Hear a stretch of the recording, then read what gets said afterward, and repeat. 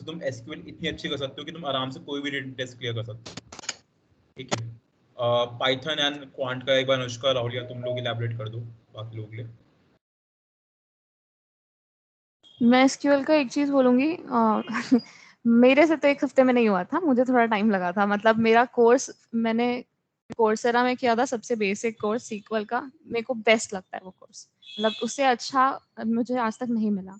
And वो मेरे को लगा था 2-3 हफ्ता लगा था। एंड देन वो होने के बाद you can go to HackerRank और उसमें सीक्वल के कुछ-कुछ बेसिक क्वेश्चन सॉल्व कर लो। तो तुम्हें इतना हो जाएगा कि जैसे तुम्हें वो इंटरव्यू में पूछेंगे या तुम्हें टेस्ट में पूछेंगे ना, तो तुम्हें एक बेसिक आइडिया, तुम्हें लॉजिक का आइडिया हो जाएगा। और उसमें और सॉल्व करना चाहो तो कर सकते हो, उसमें और क्वेश्चंस होते हैं। इंटरमीडिएट तक सॉल्व करना, डिफिकल्ट में जाने की कोई ज़रूरत नहीं है, उतना कोई नहीं पूछेगा, उसमें टाइम वेस्ट होगा बस।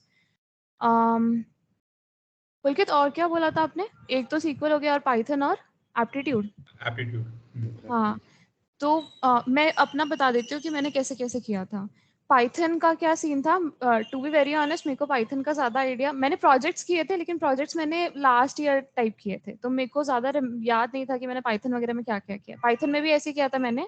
पाइथन में कोर्सेज़ वगैरह कुछ, मतलब कोर्सेज़ बहुत पहले किए होंगे मैंने डेटा कैंप में। रिसेंट में मैंने हैकर रैंक में जाके बहुत सारे प्रॉब्लम्स बनाए थे। उससे पाइथन बहुत आराम से हो जाता है और अच्छे से रिफ्रेश हो जाता है माइंड में। ये पाइथन हो गया। और एप्टीट्यूड की जहाँ तक बात है, तो कैट का अरुण शर्मा के बुक्स आते हैं कैट के, DILR, क्वांट और वो इंग्लिश वाला, रीजनिंग वाला। तो इन तीनों बुक्स, ये तीनों बुक्स आती हैं। अगर तुमसे बुक्स हो पाए तो बुक्स से पढ़ लो।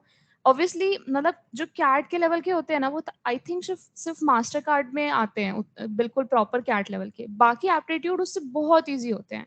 बस तुम्हें फोकस इसमें करना है कि तुम्हें ट्रिक्स याद होनी चाहिए, कैसे सॉल्व करना है, ताकि तुमसे टाइम में सॉल्व हो। जितना जल्दी सॉल्व करोगे उतना ज़्यादा अच्छा है। क्वेश्चंस बहुत सारे होंगे, कठिन नहीं आएगा कभी भी। तो वो कर लो। ये अरुण शर्मा की 3 बुक से मैंने किया था। इसके अलावा अगर तुम चाहो तो तुम टेस्ट सीरीज ले सकते हो। मैंने IMS की ली थी, टाइम की भी होती है। ऐसे टेस्ट सीरीज में कभी-कभी कोई टेस्ट दे देना चाहो तो दे सकते हो। ऐसे मैंने ये तीनों का प्रिपरेशन किया था। राहुल भैया, I would like to add up कि अरुण शर्मा में भी मैंने भी क्वांट अरुण शर्मा से किया था, तो उसमें level 1 will be sufficient for many companies. उसमें लेवल 2 भी करने की जरूरत नहीं है। हाँ, पर ट्रिक्स जो है, ट्रिक्स जरूर अरुण शर्मा से एक बार सीख लेना अगर आपका क्वांट का कोई भी बैकग्राउंड नहीं है। और सीक्वल तो जैसे पुलकित ने कहा कि एक आध हफ्ते में हो जाता है यूजुअली, बाकी कंप्लीट कोर्स करने में टाइम लगेगा। एंड पाइथन भी बहुत बेसिक अगर सीख लोगे तो रिटर्न टेस्ट क्लियर हो जाएंगे। और ये रिटर्न टेस्ट कुछ कंपनी में I would like to add up DSA भी पूछ लेता है, तो थोड़ा बहुत DSA सीख लेना। जैसे in Tiger there was simple question and then there were 2 questions, इसमें एक क्वेश्चन करना था DSA का, तो थोड़ा DSA सीखना पड़ेगा। हाँ यार, एंड एक चीज़ है ना, जैसे अभी अनुष्का ने बताया था कैट के क्वेश्चंस आते हैं, तो ऐसा होता है जैसे मास्टर कार्ड में वो कैट के लेवल के क्वेश्चन थे, बट काफ़ी कंपनीज ऐसी थी जो प्रीवियस ईयर कैट के क्वेश्चन एज इट इज दे देते थे। मतलब वो कुछ चेंज नहीं करते हैं, वैल्यू चेंज नहीं करते हैं, कुछ भी वर्ड्स चेंज नहीं करते हैं, एज इट इज जो IIM का क्वेश्चन है वो पिकअप करके वहाँ पे कॉपी पेस्ट कर देते हैं, ठीक है। तो ऐसा मैंने देखा डिफरेंस क्या आता है। लेट सपोज आपने क्वेश्चन नहीं किया हुआ है, अब एक होता है ना आपके अंदर क्यूरियोसिटी होती है कि मैं इस क्वेश्चन सॉल्व कर सकता हूँ, so you keep on trying on that question. तो उसमें ऐसा होता है कि आपकी 3-4 मिनट्स वेस्ट हो जाती हैं, कि जो कैट के क्वेश्चंस होते हैं ना, एक तो थोड़े लेंथी होते हैं पढ़ने में, तो उसमें आपका ये समझ लो कि 1.5 मिनट तो क्वेश्चन को समझने में और पढ़ने में जाता है, फिर इसको सॉल्व करने में 2-3 मिनट्स और लगता है, तो टोटल आप देखोगे 4 मिनट्स का ऑलमोस्ट डिफरेंस आ जाएगा। वो भी तब अगर आप उस क्वेश्चन को सही से सॉल्व कर लो, ठीक है। और जिसने क्वेश्चन एक बार भी पहले से पढ़ा है, मतलब उसको पता होगा इसका आंसर कैसे निकालते हैं या फिर आंसर क्या था, प्रैक्टिस करते हैं, वो सीधा टिक मारेगा। तो लाइक वो सिर्फ 5 सेकंड में उस क्वेश्चन को आगे मूव ऑन कर जाएगा। अब 4 मिनट से ना एनालिस्ट में बहुत ज़्यादा डिफरेंस पड़ जाता है, जो आपका शॉर्ट लिस्ट आता है, ठीक है। तो लास्ट 4 इयर्स के IIM के पेपर्स मस्ट हैं, कर लेना। नहीं करोगे तो रिग्रेट में रहोगे, करोगे तो मे भी खुशी हो ना हो, बट नहीं करोगे रिग्रेट में रहोगे, क्या ये क्वेश्चन बस देखते टिक मारना था और यहाँ में सॉल्व करके इतना टाइम वेस्ट किया। तो वो ट्राई कर लेना, ठीक है। और बाकी इन्होंने वही बताया जो मतलब अरुण शर्मा बुक से करते हैं, फॉर्मूला बुक सब अपनी बना के रखते हैं कि ये इस चैप्टर के फॉर्मूलेज वगैरह हैं। और बहुत ज़्यादा टफ एप्टीट्यूड नहीं होता। वो जो यार अपन 8th क्लास में 9th 10th में करते हैं ना एनटीएससी के लिए, या नॉर्मल सब आईआईटी में सबने एप्टीट्यूड इतना किया होगा आई थिंक। तो वो बेसिक एप्टीट्यूड वही होता है, बस एक बार रिवाइज करना होता है। Simple interest, compound interest, time, energy, वो सब। तो वही टॉपिक्स रिपीट होते हैं, एक बार रिवाइज करने होते हैं। और कई बार ऐसा होता है कि कुछ फॉर्मूलेस की शॉर्ट ट्रिक होती हैं, तो उसको कर लो तो तुम्हारा टाइम रिड्यूस हो जाता है। लेट सपोज या तुम्हें प्रॉफिट निकालना आता है, ठीक है, और तुम्हें क्वेश्चन में प्रॉफिट दिया है और सीपी दिया है, और तुमसे एसपी निकालने के लिए कहा है, ठीक है ना। एसपी सीपी सब समझते हैं ना, प्रॉफिट जो पहले हम पढ़ते थे 8th 9th में। तो अब एसपी का अगर तुम्हें फॉर्मूला याद है, लाइक जिसमें तुम्हें प्रॉफिट और सीपी पता हो, तो तुम मैनुअली, मतलब सिर्फ मेंटली सोचोगे और आंसर पे टिक कर दोगे। बट अगर तुम्हें फॉर्मूला याद नहीं तो तुम क्या करोगे, तुम पहले profit equal to SP minus CP उस तरह से लिखोगे, उसको सॉल्व करोगे, फिर उस पर लाओगे। सो वो जो टाइम गैप है ना, उसी को रिड्यूस करना है प्रैक्टिस करके और शॉर्ट ट्रिक से। टेस्ट सीरीज यार is a must. Like test series से ना एक फायदा क्या होता है कि तुम्हें पता लग जाता है तुम पर्टिकुलरली किस टॉपिक के पीछे हो। ऐसा होगा क्या, तुम प्रॉब्लम सॉल्व करोगे तो जब तुम किसी टॉपिक को लेके बैठे हो ना, तुम्हें पता है यार ये प्रॉब्लम इस टॉपिक से है, तो मे बी इसमें ये वाला फॉर्मूला लगाऊंगा तो इससे सॉल्व हो जाएगा। जब तुम एक पेपर सॉल्व करते हो ना, तो तुम्हें खुद सोचना पड़ता है कि ये किस टॉपिक से प्रॉब्लम है। तो कई बार हम रिकॉग्नाइज कर पाते हैं कि शायद इसमें ये वाला लॉजिक लगना था। जैसे पीएनसी के बहुत सारे क्वेश्चंस होते हैं, मतलब इनफैक्ट तुमने देखा होगा जो क्रॉसवर्ड्स टाइप के वो बॉक्सेस बना देते हैं, एंड उसमें पीएनसी से कोई प्रॉब्लम सॉल्व हो रहा होता है या प्रोबेबिलिटी से। तो अगर किसी ने नहीं किया वो पहले से, उसको नहीं आइडिया लगता, पेपर देख के आइडिया लग जाता है। तो इसलिए टेस्ट सीरीज देखने से ये पता लग जाता है हमारा कौन सा टॉपिक कम प्रिपेयर्ड है। एंड प्रोबेबिलिटी और स्टैटिक्स पे पर्टिकुलरली थोड़ा ज़्यादा फोकस करना क्वांट में, क्योंकि प्रोबेबिलिटी और स्टैट्स ज़्यादा आता है, और वो रिटन टेस्ट के बाद इंटरव्यू में भी पूछा जाता है। प्रोबेबिलिटी और स्टैट्स वो टॉपिक्स ऐसे हैं, तो वो थोड़ी ज़्यादा प्रिपेयर करने की जरूरत है। आकर्षित, आई थिंक तेरा यार बाबा वो साउंड कर रहा है ना कि बैटरी इज लो। मेरा हाँ, पता नहीं किसी एक का स्पीकर बाबा साउंड कर रहा है, बैटरी इज लो। चलो ठीक है, चले। तो क्वांट, एसक्यूएल और पाइथन। एसक्यूएल में भी हैकर रैंक पे देख लेना, 3 उसमें लेवल दिए हुए हैं, लो, मीडियम और हाई। तो लो और मीडियम के मिला के 40 क्वेश्चंस हैं, उसी के अराउंड सारी प्रॉब्लम्स बनती हैं, उससे ज़्यादा हाई लेवल नहीं जाती प्रॉब्लम्स, ठीक है। एंड ये सारी चीज़ें, मतलब मैं ऑनेस्टली बता रहा हूँ, अगर आज तक भी किसी ने प्रिपरेशन स्टार्ट नहीं किया ना एनालिस्ट की, and you start from today, you can still go into day 1 company. Like अभी टाइम है सफिशिएंट, बट अभी इससे और कम मत करना। One thing I would like to add कि Quanto you mentioned Pulkit, but data interpretation also you guys need to practice, क्योंकि data interpretation का क्या होता है कि charts वगैरह बार ग्राफ्स के questions होते हैं, बहुत lengthy होते हैं, और ये practice में भी नहीं है, because जेई के टाइम पे भी ये charts के question, बार ग्राफ्स, ये सब नहीं रहता है। तो it's like कि उतना सारा data we need to process और फिर उसके around we need to answer questions, right? तो data interpretation पे भी you guys focus थोड़ा, लाइक उस पे थोड़ा टाइम देने की जरूरत है। क्वांट तो क्या है कि एक बार तुम प्रैक्टिस कर लोगे तो हो जाएगा, it's not very big thing, but data interpretation will take a bit of time, not a lot, but थोड़ा टाइम लगेगा डेटा इंटरप्रिटेशन करने में। तो उस पे यू गाइस फोकस। अच्छे क्वेश्चंस आते हैं डेटा इंटरप्रिटेशन के, बहुत लेंदी और बड़े क्वेश्चंस होते हैं विच टेक्स टाइम। तो जितना प्रिपरेशन रहेगा तुम्हारा, calculation time and everything will reduce drastically, that will be good. या एग्रीड हर्षिता। एंड एक चीज होती है डीएलआर क्वेश्चंस में कि 3-4 क्वेश्चन एक ही स्टेटमेंट में बेस्ड होते हैं। यस। वो एक सिंगल प्रॉब्लम स्टेटमेंट होगा, उससे रिलेटेड 3-4 क्वेश्चंस होंगे, तो उसी को एक को सॉल्व कर लोगे तो तीनों चारों सॉल्व हो जाएंगे। इसके बाद focus on and type of roles जो आते हैं कंपनीज के लिए, लाइक डिफरेंट कंपनी को हम sort of different role, and उनका इंटरव्यू प्रोसेस भी सॉर्ट ऑफ डिफरेंट रहता है, like yes. Even what they ask in tests as well, like कुछ maybe some of them will have coding part थोड़ा सा higher and quant थोड़ा सा कम। So how can you pick and choose different companies? कुछ लोगों का कुछ strong होगा, कुछ नहीं होगा। So one thing I might need to add कि जो भी एनालिस्ट रोल्स के लिए आते हैं and they ask coding questions, तो कोडिंग रोल में वंस यू तुम्हारा इंटर्न लग जाता है तो कोडिंग का काम नहीं होता है, इट्स जस्ट कि वन दे नीड एनालाइज करने के लिए बेसिक कोडिंग क्वेश्चंस वो लोग ऐड करते हैं, बाकी काम के बेसिस पे तो आगे जाके ऐसे कोडिंग वगैरह तो नहीं रहेगा बिल्कुल ही। और सेकंड थिंग की कोडिंग के क्वेश्चंस होते हैं वो उतने डिफिकल्ट नहीं होते हैं, सिंपल बेसिक क्वेश्चंस ही होते हैं, it's like if you are familiar तो हो जाता है क्वेश्चन। वही है कि बस थोड़ा बेसिक क्वेश्चंस ही प्रैक्टिस करने की जरूरत है, ज्यादा डेप्थ में जाने की जरूरत नहीं है, बस अगर लैंग्वेज की फेमिलियरिटी है तो हो जाता है। एंड सेकेंड थिंग कि अगर कंपनीज ज्यादा चीज, जैसे कि टॉकिंग अबाउट फ्रैक्टल, तो यहाँ पे we had 2 test. One was the test around this coding thing, and another was quant और LRDI के around test था. तो the thing is कि जो वेटेज होता है तुम्हारा कोडिंग टेस्ट का, वो सिग्निफिकेंटली बहुत कम होता है compare to the test you have for this quant. तो अगर company is coming for analyst, तो वो तुम्हारा तो उसके अराउंड वो ज्यादा वेटेज देगी, कोडिंग का वेटेज कम होता है. सेकेंडली कि इंटरव्यूज में they don't ask coding questions. in if talking about interviews में you need to prepare for puzzles for sure. देख लेना GFG के टॉप 50 पजल जो है, एक बार देख लेना. 2-3 दिन का टाइम लगेगा, एक दो मतलब कुछ ही नए रहेंगे, बाकी इट्स लाइक कि just kind of memorize, right, I say मैं याद कर लो, ऐसी कोई बहुत बड़ी बात नहीं है, एक बार देख लोगे इट्स लाइक ध्यान आ जाएगा, ऐसा बहुत डिफिकल्ट नहीं है. पजल देख लेना, फर्स्ट थिंग. सेकेंड थिंग की प्रिपेयर दिस गेस्टिमेट्स पीपल आस्क. गेस्टिमेट्स पूछते हैं, मतलब केस स्टडीज में भी गेस्टिमेट्स ज्यादा पूछते हैं. तुमसे बहुत ज्यादा मार्केट एंट्री और ये सब एक्सपेक्ट नहीं करते हैं, बट हाँ गेस्टिमेट्स क्वेश्चंस विल बी देयर, तो गेस्टिमेट्स देख लेना. अपार्ट फ्रॉम दैट बहुत केसेस में जो तुम्हारा इंटरव्यू होगा that will be resume specific, बहुत ज्यादा रेज्यूमे स्पेसिफिक होगा.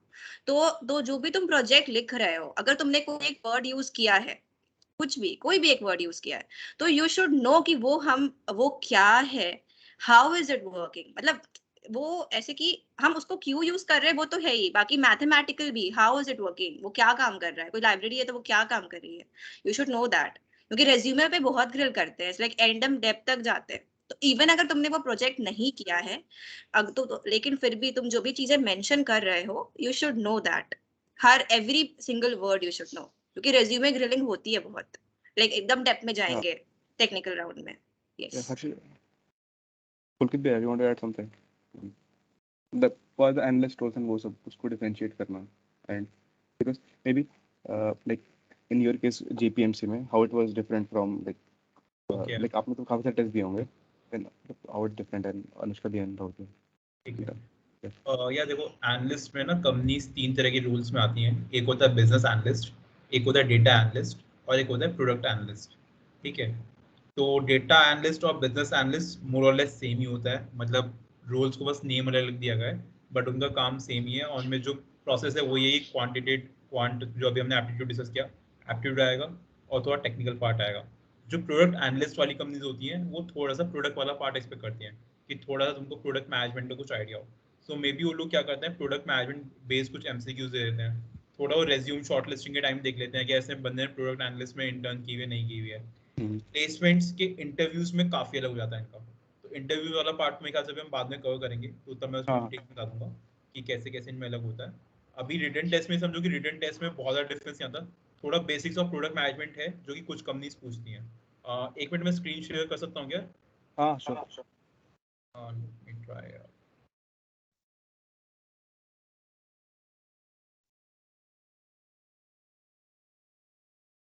सो मेरी स्क्रीन विजिबल है?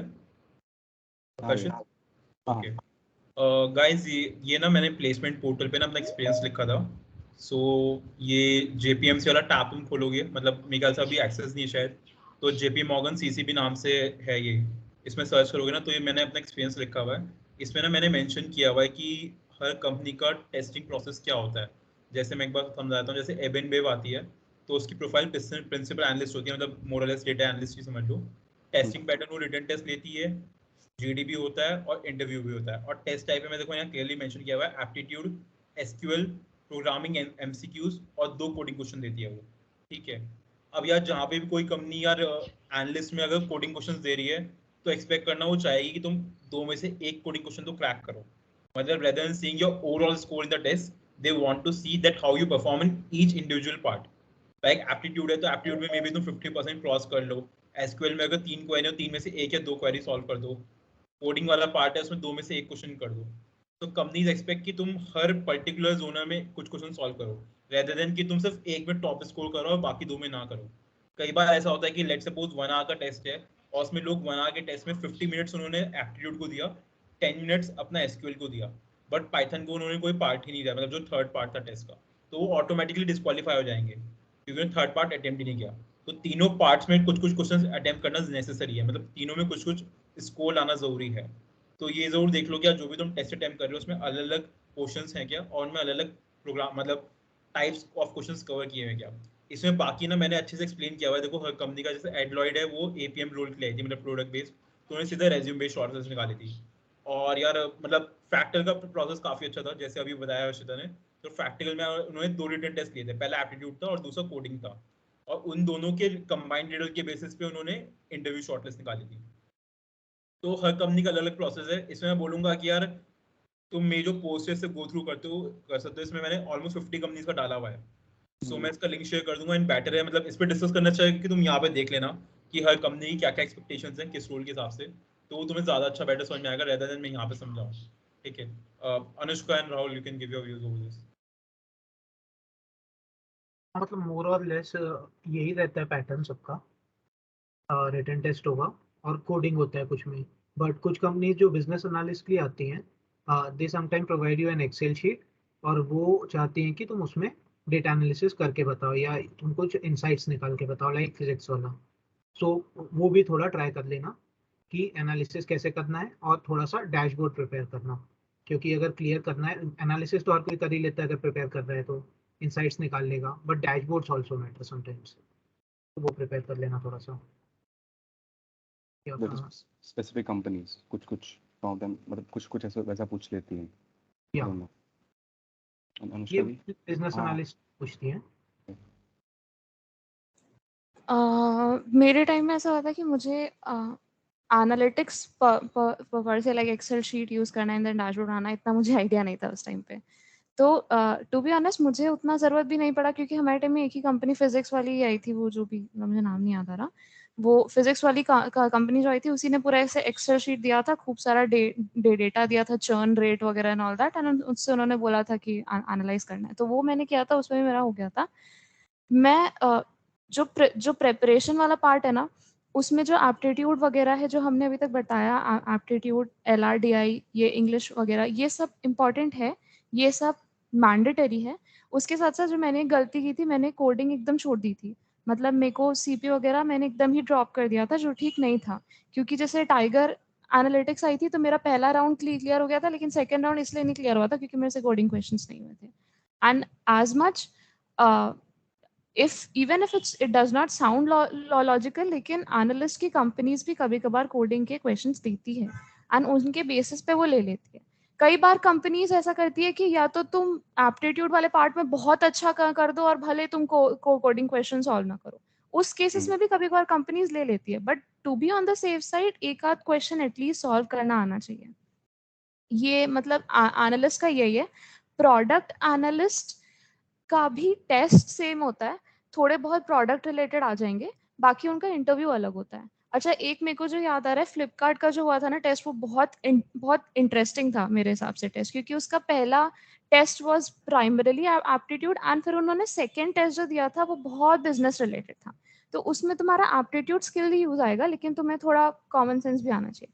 मैं बस ये बोलना चाह रही हूँ कि अलग अलग कंपनी अलग अलग तरीके का टेस्ट लेती है। कुछ चीजें कांस्टेंट है, जैसे पूरा एप्टीट्यूड रीड करना, that is completely constant. CP कर लेना, थोड़ा सा नहीं भी मन है तो भी कर लेना, थोड़ा बहुत कर लेना, CP इंपॉर्टेंट हो जाता है। ये दोनों के अलावा बाकी करना इज अप टू यू, अगर ऑप्शनल है, क्योंकि ये दोनों करने में ही बहुत टाइम लगता है। अच्छा आकर्षित, एक चीज मेरे को पिछले वाले में ऐड करनी थी जो मैं भूल गई थी, जैसे मैंने टेस्ट सीरीज बोली थी ना IMS की, मेरे दिमाग से एकदम निकल गया था। इंस्टीट्यूट एक प्रेप लीव का देता है टेस्ट सीरीज, उस टेस्ट को दो, लेकिन ना वो उनका जो मतलब इंस्टीट्यूट जो है वो तुम्हें पूरा लिबर्टी देता है कि तुम उनका पूरा वेबसाइट को अच्छे से देखो, उनके पास क्वेश्चंस क्या है देखो। तो उनका ना ये बहुत अच्छा चीज होता है प्रेप लीव का, कि तुम्हारे टेस्ट के बेसिस पे, तुम्हारे स्ट्रेंथ्स और वीकनेस के बेसिस पे वो तुम्हें क्वेश्चंस देता है, और उनके सॉल्यूशंस में एक्चुअल ट्रिक्स होते हैं। ये मैंने बहुत लेट रियलाइज किया था, लेकिन ये बहुत अच्छा होता है। मतलब प्रेप लीव में बोलूंगी थोड़ा सा एक्सप्लोर करना प्रेप लीव को अच्छे से, वो अच्छा होता है। एक एडेड एडवांटेज और है प्रेप लीव का यार, प्रेप लीव ना हमारे कॉलेज से काफ़ी स्टूडेंट्स देते हैं। मतलब मैंने देखा कि हमारे कॉलेज के स्टूडेंट्स प्रेप लीव और माइनॉरिटी स्कूल, इन दोनों के टेस्ट सीरीज काफ़ी देते हैं। तो इनके टेस्ट जो है ना तुम्हारे एक्चुअल कंपनी के रिटन टेस्ट से पहले हो जाते हैं, तो तुम्हें आइडिया लग जाता है तुम कॉलेज में कहाँ स्टैंड कर रहे हो और तुम्हें कितना इंप्रूव करने की जरूरत है, और थोड़ा आइडिया लग जाता है यार देखो ये लोग कंसिस्टेंटली मतलब जो टॉप परफॉर्म कर रहे हैं ना, तो ये थोड़ा अच्छा शॉर्टलिस्ट निकाल रहे हैं, तो थोड़ा उनसे भी डिस्कस कर सकते हो वो अलग क्या कर रहे हैं। तो थोड़ा सा ये प्रेपली फॉर माइंडेड स्कूल का बेनिफिट होता है कि तुम अपनी इंस्टीट्यूट रैंक समझ पाते हो, इंस्टीट्यूट रैंक कहाँ स्टैंड कर रही है। तुम्हारे जो रिटन टेस्ट है आई थिंक वो मिड सेम के बाद यानी सितंबर के बाद ही स्टार्ट होते हैं, अक्टूबर फर्स्ट वीक से समझ लो। सितंबर में सिर्फ एक ही कंपनी आती है, वो मतलब नॉन एसजी रोल्स में सिर्फ फ्लिपकार्ट एपीएम आती है, एनालिस्ट की कोई आती भी नहीं है सितंबर में। अक्टूबर से रिटन टेस्ट स्टार्ट होते हैं, तो अभी टाइम है मतलब आराम से प्रिपेयर करने के लिए, टेस्ट सीरीज देना। अभी एक डाउट था मैसेज हाँ में वही chat में, या लाइक वो level of coding and DS किस लेवल तक जाना है एंड कहाँ से प्रिपेयर करना है, थ्री क्वेश्चंस। जो तुम्हारा लेवल ऑफ कोडिंग वाला क्वेश्चन है ना, मैं पर्सनली बताऊं, मैं एसडी में इसीलिए नहीं जा पाई क्योंकि मेरे से सीपी के सवाल नहीं होते हैं। मैं कितना भी कोशिश कर लूं, मैंने कोड फोर्सेस में ट्राई किया था, 2-3 क्वेश्चन से ऊपर मेरे से नहीं होता था, and those are very tough. तो ये जो ट्रीज और ग्राफ्स वाले कॉन्सेप्ट्स है, ये तो मुझे आते ही नहीं थे समझ में। मैंने कोडिंग क्वेश्चंस जो है वो तुम्हें बहुत बेसिक टाइप करना है, जो बेसिक सीपी के प्रॉब्लम्स होते हैं, जो कुछ कुछ कॉमन का कॉन्सेप्ट्स होते हैं, तुम्हारा रिकर्शन हो गया, ये सब मतलब जो जो कॉमन प्रॉब्लम्स होते हैं, कॉमन टॉपिक्स होते हैं, वो एटलीस्ट कर लेना। क्योंकि मैं ऐसा नहीं बोलूंगी, मतलब कुछ कुछ कंपनीज ऐसी होती है जो ट्रीज और ग्राफ से भी पूछ लेती है, लेकिन मेरे हिसाब से एक लिमिट होता है जितना तक तुम प्रिपेयर कर सकते हो, एंड वो ट्रीज एंड ग्राफ्स तक मेरा लिमिट नहीं जाता था। तो अगर तुमसे होता है तो कर लो, बट बेसिक एकदम बेसिक वाला पार्ट का कर लेना। And where to prepare for coding questions, मैं तो यूजुअली हैकर रैंक या यही सबसे करती थी, क्योंकि उसमें मेरे को मीडियम तक के क्वेश्चंस भी होते थे, those were fine, but I think Pulkit and Rahul would be better to tell you guys. हाँ भाई। यार मैंने कोडिंग तो उतना प्रिपेयर नहीं किया था, मतलब बेसिकली मेरा भी यही था कि मुझसे कोडिंग नहीं होती थी, इसलिए एनालिस्ट प्रोफाइल में जाना था। तो I am not the good one two answer. हाँ बट ये है कि जैसे मैंने टाइगर में वो किया कि कोडिंग में भी जैसे एनालिस्ट प्रोफाइल में ना, अगर डीएसए के क्वेश्चंस भी आते हैं तो दे डू नॉट एक्सपेक्ट कि तुम सारे टेस्ट केसेस सॉल्व कर लो। अगर लॉजिक भी ठीक है तो गो थ्रू हो जाता है यूजुअली, बट प्रिपेयर कैसे करना है आई गेस पुलकित बता सकते थे। यार आई वुड सजेस्ट कि लीड कोड होती है एक वेबसाइट, तो लीड कोड पे जो स्टार्टिंग के बेसिक 30 क्वेश्चंस है ना वो लगा लो। वो अलग अलग टाइप में सारे टाइप्स कवर कर लेते हैं और बेसिक ही कवर करते हैं, उससे ज़्यादा हार्ड नहीं जाते। तो लीड कोड पे और तुम्हारे पास सामने सॉल्यूशंस भी हैं इजीली, तो तुम समझ सकते हो। मतलब तुमको कोड करना बिल्कुल नहीं आता तो तुम देख देख के भी कोड समझ सकते हो कि किस तरह से उस प्रॉब्लम सॉल्व किया गया है। क्योंकि जब तुम किसी कंपनी का टेस्ट दोगे ना, तो वहाँ पे तुम्हारे पास अलग अलग ऑप्शंस होते हैं कि तुम C++ में टाइप करना चाहते हो कोड, पाइथन में करना चाहते हो, तो अलग अलग मेथड्स होते हैं। एंड पाइथन की सबसे अच्छी बात क्या होती है कि पाइथन में तुम्हें बस लॉजिक पता होना चाहिए कि तुम्हें क्या लगाना है। कोड टाइप करना इज नॉट दैट इशू, क्योंकि सिंटेक्स बहुत ईजी होता है पाइथन में। प्रिंट करना है, प्रिंट डाला और 2 ब्रैकेट मार दिए। तो यार पाइथन में काफ़ी ईजी होता है वो चीज़, तो तुम्हें बस लॉजिक समझना है कि लॉजिक लिखते हैं कैसे कोड का। उसके लिए लीड कोड के स्टार्टिंग 30 क्वेश्चन देख लो, तुम्हें हर जो तुम्हारा टाइप है ना वो कवर हो जाएगा। और मैंने ये पर्टिकुलरली देखा है कि रिकर्शन और स्ट्रिंग, इन दोनों क्वेश्चन बहुत ज़्यादा आते हैं एनालिस्ट कंपनीज में।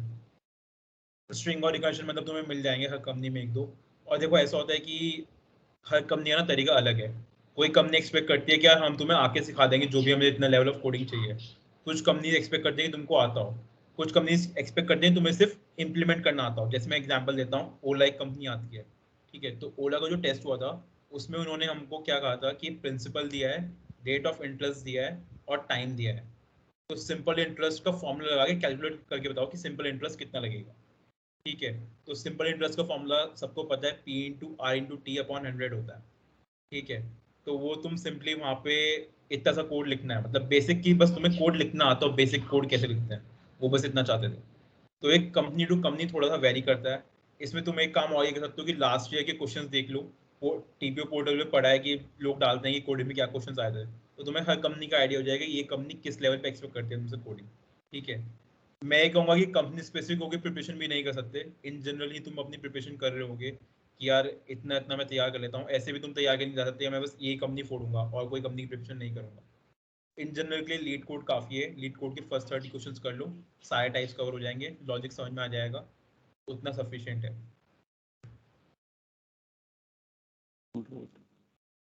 उसके बाद मे बी CPI पे आते हैं एंड ब्रांच पे, लाइक ऑब्वियसली वी नो कि SD रोल्स के लिए ब्रांच कुछ हद तक मैटर कर जाती है, but how it is for analyst roles, और डिफरेंट और एनी बेटर? या अगर कंपनी मतलब एनालिस्ट में जो मैंने विटनेस किया, अगर कंपनी खुली है, ठीक है, तो ब्रांच मैटर नहीं करती। मतलब मैंने जितनी भी कंपनीज में अप्लाई किया, मेरी काफ़ी शॉर्ट लिस्ट थी। सो मैं तो अप्लाइड में हूँ, मतलब मैं उनमें भी नहीं हूँ, मैं तो अप्लाइड में आता हूँ बायोकेम में। तो मेरी उनमें भी शॉर्ट लिस्ट आ गई, तो एक्सपेक्ट की ब्रांच के बेसिस तो बायसेस नहीं है। कुछ कंपनीज में मैंने सुना है कि गर्ल्स मतलब थोड़ा जेंडर डिस्क्रिमिनेशन होता है, बट वो भी ऐसे नहीं होता कि सिर्फ गर्ल्स को ले रहे हैं। ऐसा होता है कि आप मान लो 8 बंदों को लिया है तो साथ में 4 लड़कियों को ले लिया, इस तरह का होगा रेशियो होगा। ऐसे नहीं होगा सिर्फ लड़कियों को लेके जा रहे हैं। मतलब पहले भी लोग जेपीएमसी के लिए बोलते थे कि यार तुम्हारा होगा ही नहीं, जेपीएमसी में क्यों बैठ रहे हो, बट ऐसा नहीं है। जेपीएमसी इस साल भी I think 7 boys and 3 girls को लेकर गए फाइनली। तो वो जेंडर डिस्क्रिमिनेशन और ब्रांच डिस्क्रिमिनेशन मैंने नहीं देखा कि एनालिटिक्स में होता है। अगर कंपनी खुली है तो ठीक है, और नहीं खुली है तो उसमें तुम कुछ कर नहीं सकते हो। रोना पीटना मत भाई, नहीं खुली तो होता है, बीटी होती है, मत बट लेना बीटी, कुछ कर नहीं सकते हो। टीपीआर के हाथ में है, टीपीसी के हाथ में, कंपनी के हाथ में, तुम्हारे हाथ में कुछ नहीं है। सीपीआई पे भी भाई अब कुछ करके फायदा नहीं, सीपीआई जो होनी थी वो लग चुकी है, ठीक है। जो तुम्हारी अब 8 सैम वालों के लिए 7 सैम तक की काउंट होगी, और जो मतलब जो भी प्रीवियस सैम था आई थिंक 6 सैम तक की काउंट होगी, और जो आईडीडी वाले हैं उनके लिए 8 सैम तक की काउंट होगी। तो सीपीआई के लिए भी तुम कुछ कर नहीं सकते हो। तो जिन चीज़ों में कुछ कर नहीं सकते हो उनमें बहुत ज़्यादा दिमाग लगाने से कुछ होता नहीं है ना। तो हाँ। बाकी चिल है, मतलब यार इस पे जिसका सीपीआई 7 के ऊपर है ना, रेज्यूम ढंग का बनाओ, और 7 के नीचे तो रेज्यूम बहुत ज़्यादा अच्छा बनाओ। यही है यार, जैसे रेज्यूम पुलकित ने बहुत बोला अच्छा ना, है। हाँ वही, मतलब CPI 7 तो मिनिमम चाहिए ही, बट 7 में भी बहुत बार ऐसे होता है कि कंपनी मार्जिन लगा देती है 7.5 का, बहुत कंपनी 8 का लगा देती है, बहुत कंपनी 8.5 का लगा देती है। जो सेफ जोन होता है ना वो 8.5 के क्रॉस होता है। 8.5 के बाद कितना भी CPI है वो उससे ज्यादा फर्क नहीं पड़ता है, वो आती ही है, कंपनी खुली होती है और लेती भी है, मतलब शॉर्ट लिस्ट भी कर लेती है। अब कुछ कंपनी होती है जो CPI मतलब ऐसे रखती है कि वो ओपन है सारे के लिए, बट देन जब वो रिटन टेस्ट से पहले शॉर्ट लिस्ट करती है तो फिर वो CPI के हिसाब से कर देती है। वो सब चलता रहेगा। CPI 7 से ऊपर तो मैंने बोला मिनिमम है, बट 8 से ऊपर होना अच्छा होता है। 8 से ऊपर बहुत सारी कंपनी खुल जाती है, तो वो थोड़ा होना चाहिए। मेरा मतलब 8.5 के क्रॉस हुआ था, 8.51 था मेरा उस टाइम पे। मेरा मार्जिन में था एकदम, बट वही। राहुल भाई कुछ? मेरा व्यू तो यार इसमें काफ़ी डिफरेंट है, क्योंकि एनालिस्ट के लिए देखो एमटेक वाले हैं वैसे यहाँ पे। हाँ, एमटेक का तो पूछना भी था स्पेसिफिक। हाँ मतलब तो ऐसा है कि एमटेक के लिए मोस्टली कंपनीज नहीं खुलती हैं, एचडी बस खुलती है और कोल खुलती है। तो सबसे ज़्यादा मतलब प्रेशर तो यही हो जाता है कि एमटेक के लिए खुल नहीं रही है।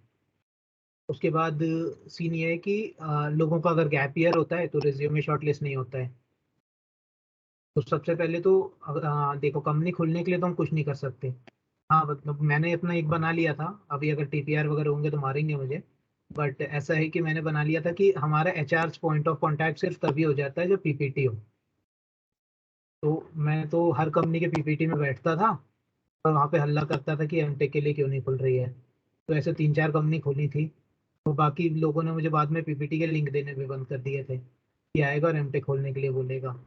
तो हाँ ठीक है, मतलब जो भी है, अगर एमटेक वाले चाहते हैं खुले तो यही है कि पीपीटी में तुम डायरेक्ट कांटेक्ट कर सकते हो, एचआर को बोल सकते हो अच्छे से। और सीपीआई का वही एग्जैक्टली कि 7.5 से ऊपर है तो गुड है, और 8 से ऊपर है तो ठीक है, हो जाएगा, मतलब कोई बीटी ऐसी होगी नहीं।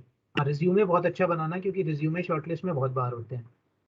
रिटर्न तो निकल जाते हैं बट रिज्यूमे से बाहर होना बहुत कॉमन है। रेज्यूमे अगर आप मतलब जो भी है यहाँ पे जो अटेंड कर रहे हैं, इफ दे से तो हम एंड में अच्छे से एक्सप्लेन कर देंगे, बट अभी रेज्यूमे के लिए अभी हम स्किप कर रहे हैं बेसिकली। तो उसके बाद communication skills and soft skills वो सब, बिकॉज मे बी अभी इस बार placement might be conducted on hybrid mode. कुछ companies maybe will come to campus, कुछ companies will conduct it online, and there is an added pressure of offline exams this semester because campus वापस जाना है। तो all those things coming together, how to tackle that?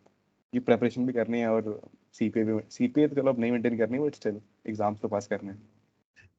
आदत भी नहीं रही है क्लासेस करने की लोगों की, तो हाँ या मैं बोलूँगा पहले भी ना हम ऑफलाइन एग्जाम एक हफ्ता पहले पढ़ के ही देते थे, एग्जाम से एक रात पहले ही पढ़ते थे, ठीक है।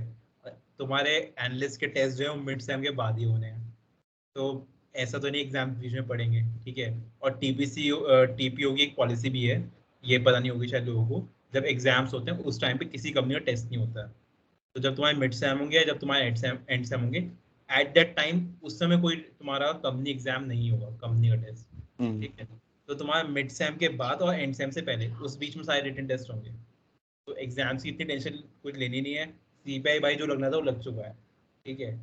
तो उससे फर्क पड़ने नहीं है, कोई 10 ही ले आओगे या 9 ही ले आओगे, मतलब उससे इतना फर्क पड़ना नहीं है, ठीक है। तो एक हफ्ता पहले पढ़ाई होती थी वही करो, वापस ऑफलाइन वैसे ही होगा, ज़्यादा वो करनी होती है। वही एक्चुअली हम चिल लो ताकि तुम्हें अटेंडेंस की बीटी ना हो, और दोस्त अच्छे बनाओ, मतलब ग्रुप्स ऐसा होना चाहिए जो लगा दे भाई, प्रॉक्सी लगा दे या फिर मैनेज कर ले भाई। ग्रुप स्टडी नहीं होती पढ़ाई यार कॉलेज में, तो ऑफलाइन क्लासेस वो भाई, ये सारे 5th ईयर या 4th ईयर वाले इन लोगों ने कॉलेज देखा है, तो इन लोगों को इतना टेंशन होना ही चाहिए ऑफलाइन क्लासेस का। questions and Akshay from I think from for MTech. Rahul Gakle.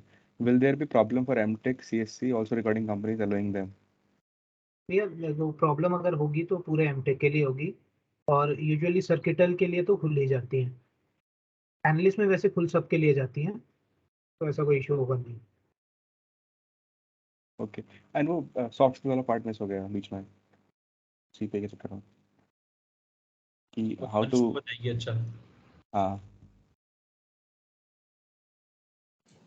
Soft skills मतलब कहाँ, क्या क्या कम्युनिकेट करना चाहिए? इंटरव्यू में कम्युनिकेशन गैप आ जाता है कभी कभी, ज़्यादा ज़्यादा अच्छा, कुछ नहीं कर रहे, नहीं। इंट्रोवर्ट रहे हैं, ज़्यादा बात नहीं की है, फर्स्ट टाइम इंटरव्यू दे रहे हैं, तो सॉर्ट ऑफ ठंडा करने लग जाते हैं लोग।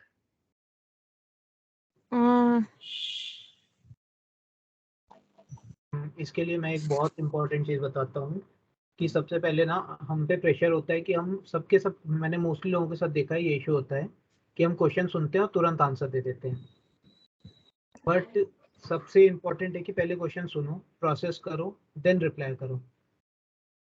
मोस्टली होता है क्वेश्चन प्रॉपर प्रोसेस करते नहीं है, कुछ भी आंसर दे देते हैं। हमको कोई भी जल्दी नहीं है आंसर देने की, take your time and give a good answer. हड़बड़ाना नहीं है कि जो भी आंसर आया हमें बोल देना है, डोंट डू दैट। और दूसरा रहता है कि बी कॉन्फिडेंट अगर हम मतलब फ्रेजेस रेडी करके रखो, जैसे इंटरव्यूज में अगर क्वेश्चंस नहीं बन रहे हैं, do not panic, phrases ready होने चाहिए कि जैसे मतलब अगर तुम पैनिक कर भी गए तो 2-3 बार बोल लो कि ये तो मैं जैसे I am unable to recall this right now, I will tell this, और I will have to read upon it. तो ठीक है, तुम ये कितनी बार भी बोलोगे, प्रेशर नहीं लेना है, अपनी स्ट्रेंथ से करना है। इंटरव्यू एक्चुअली बहुत ज़्यादा डिवाइडेड होता है कि किस फेज में तुम्हारा इंटरव्यू चल रहा है। बहुत सारे टाइप के क्वेश्चंस पूछते हैं इंटरव्यू में। सो सपोज पहले तुम्हारा इंट्रोडक्शन वाला पार्ट है, ये टेल मी अबाउट योरसेल्फ, ये क्वेश्चन बहुत कॉमन होता है, हर इंटरव्यू लेता है और हर इंटरव्यू के फेज में लेता है, स्टेप में लेता है। तो उसका answer, this is not something that should come out to you as a new thing. Interview के 1 हफ्ता 2 हफ्ता 3 हफ्ता पहले तुम्हें वो आंसर पता होना चाहिए। उस आंसर को सोचो, उस आंसर को पॉलिश करो, क्योंकि वो आंसर पे डिपेंड करेगा कि तुम्हारा इंटरव्यू कहाँ जा रहा है। तुम जिस चीज पे ज्यादा फोकस करोगे उस आंसर में, उस डायरेक्शन में जाएगा। ये पहला चीज है। सेकेंड चीज, मान लो तुम्हारा टेल मी अबाउट योरसेल्फ हो गया, उसके बाद वो तुम्हारे रेज्यूमे में आते हैं, वो तुम्हारा देखना स्टार्ट करते हैं कि तुमने क्या क्या लिखा है रेज्यूमे में। रेज्यूमे बिल्डिंग का ही ये पार्ट है, लेकिन this is so important. Resume में वही लिखो जो तुम मतलब जो तुम बोल सकते हो कि हाँ ये मैंने किया है। मतलब तुम्हारा किया होना जरूरी नहीं है, वो तुम्हारे ऊपर है, तुमने किया नहीं किया वो तुम्हारे ऊपर है, लेकिन तुम वहां पे बता सको। अगर वो तुमसे कोई भी क्वेश्चन पूछे, कितना भी इंट्रिकेट क्वेश्चन पूछे, उस रेज्यूमे में से तुम्हें पता होना चाहिए। एंड ये चीज रेज्यूमे बिल्डिंग में इंपॉर्टेंट है, क्योंकि एक बार तुम्हारा रेज्यूमे कंपनी में चला गया, उसके बाद वो चेंज नहीं होगा। तो तुम रेज्यूमे में वही बनाओ, एकदम छोटा छोटा से। अगर तुम सॉफ्ट स्किल भी लिख रहे हो ना, कोई चीज, कोई भी, जैसे तुमने ये लिख दिया कि तुम्हारी लीडरशिप की स्किल है, हवा में मत लिखो। लीडरशिप की स्किल तुम्हारी कैसी बनी, उसके पीछे की स्टोरी क्या है, क्या क्या तुमने मेंटेन किया है, कुछ भी पूछ सकते हैं वो उस चीज पे। तो दिस इज रेज्यूमे। अच्छा, सॉफ्ट स्किल तो चलो बात की बात है, पहले प्रोजेक्ट्स, इंटर्न्स, ये सब इतने थॉरो होने चाहिए कि मतलब कोई तुम्हें रात में भी उठाए अचानक से तो तुम्हें याद होना चाहिए, तुम तुरंत बोल पाओ, इतना ज्यादा थॉरो होना चाहिए, पता होना चाहिए क्या क्या तुमने लिखा है बेसिकली। ये हो गया तुम्हारा रेज्यूमे का। उसके बाद अगर तुम एनालिस्ट के रोल पे बैठी हो तो वो तुम्हें सीक्वल के क्वेश्चन पूछ सकते हैं। तो सीक्वल के क्वेश्चन तुम्हें इंटरव्यू में आंसर करना आना चाहिए। एक चीज मैंने बहुत ज्यादा देखा है, अगर तुम एक बार में आंसर नहीं भी किया ना तो that is very much okay. वो इस चीज पे देखते हैं कि तुम्हारा थॉट प्रोसेस कैसा जा रहा है, मतलब तुम अपना एरर को कैसे ठीक कर रहे हो by the process, by thinking कि तुम कैसे ठीक कर रहे हो। ये तुम्हारा सीक्वल रिलेटेड हो गया।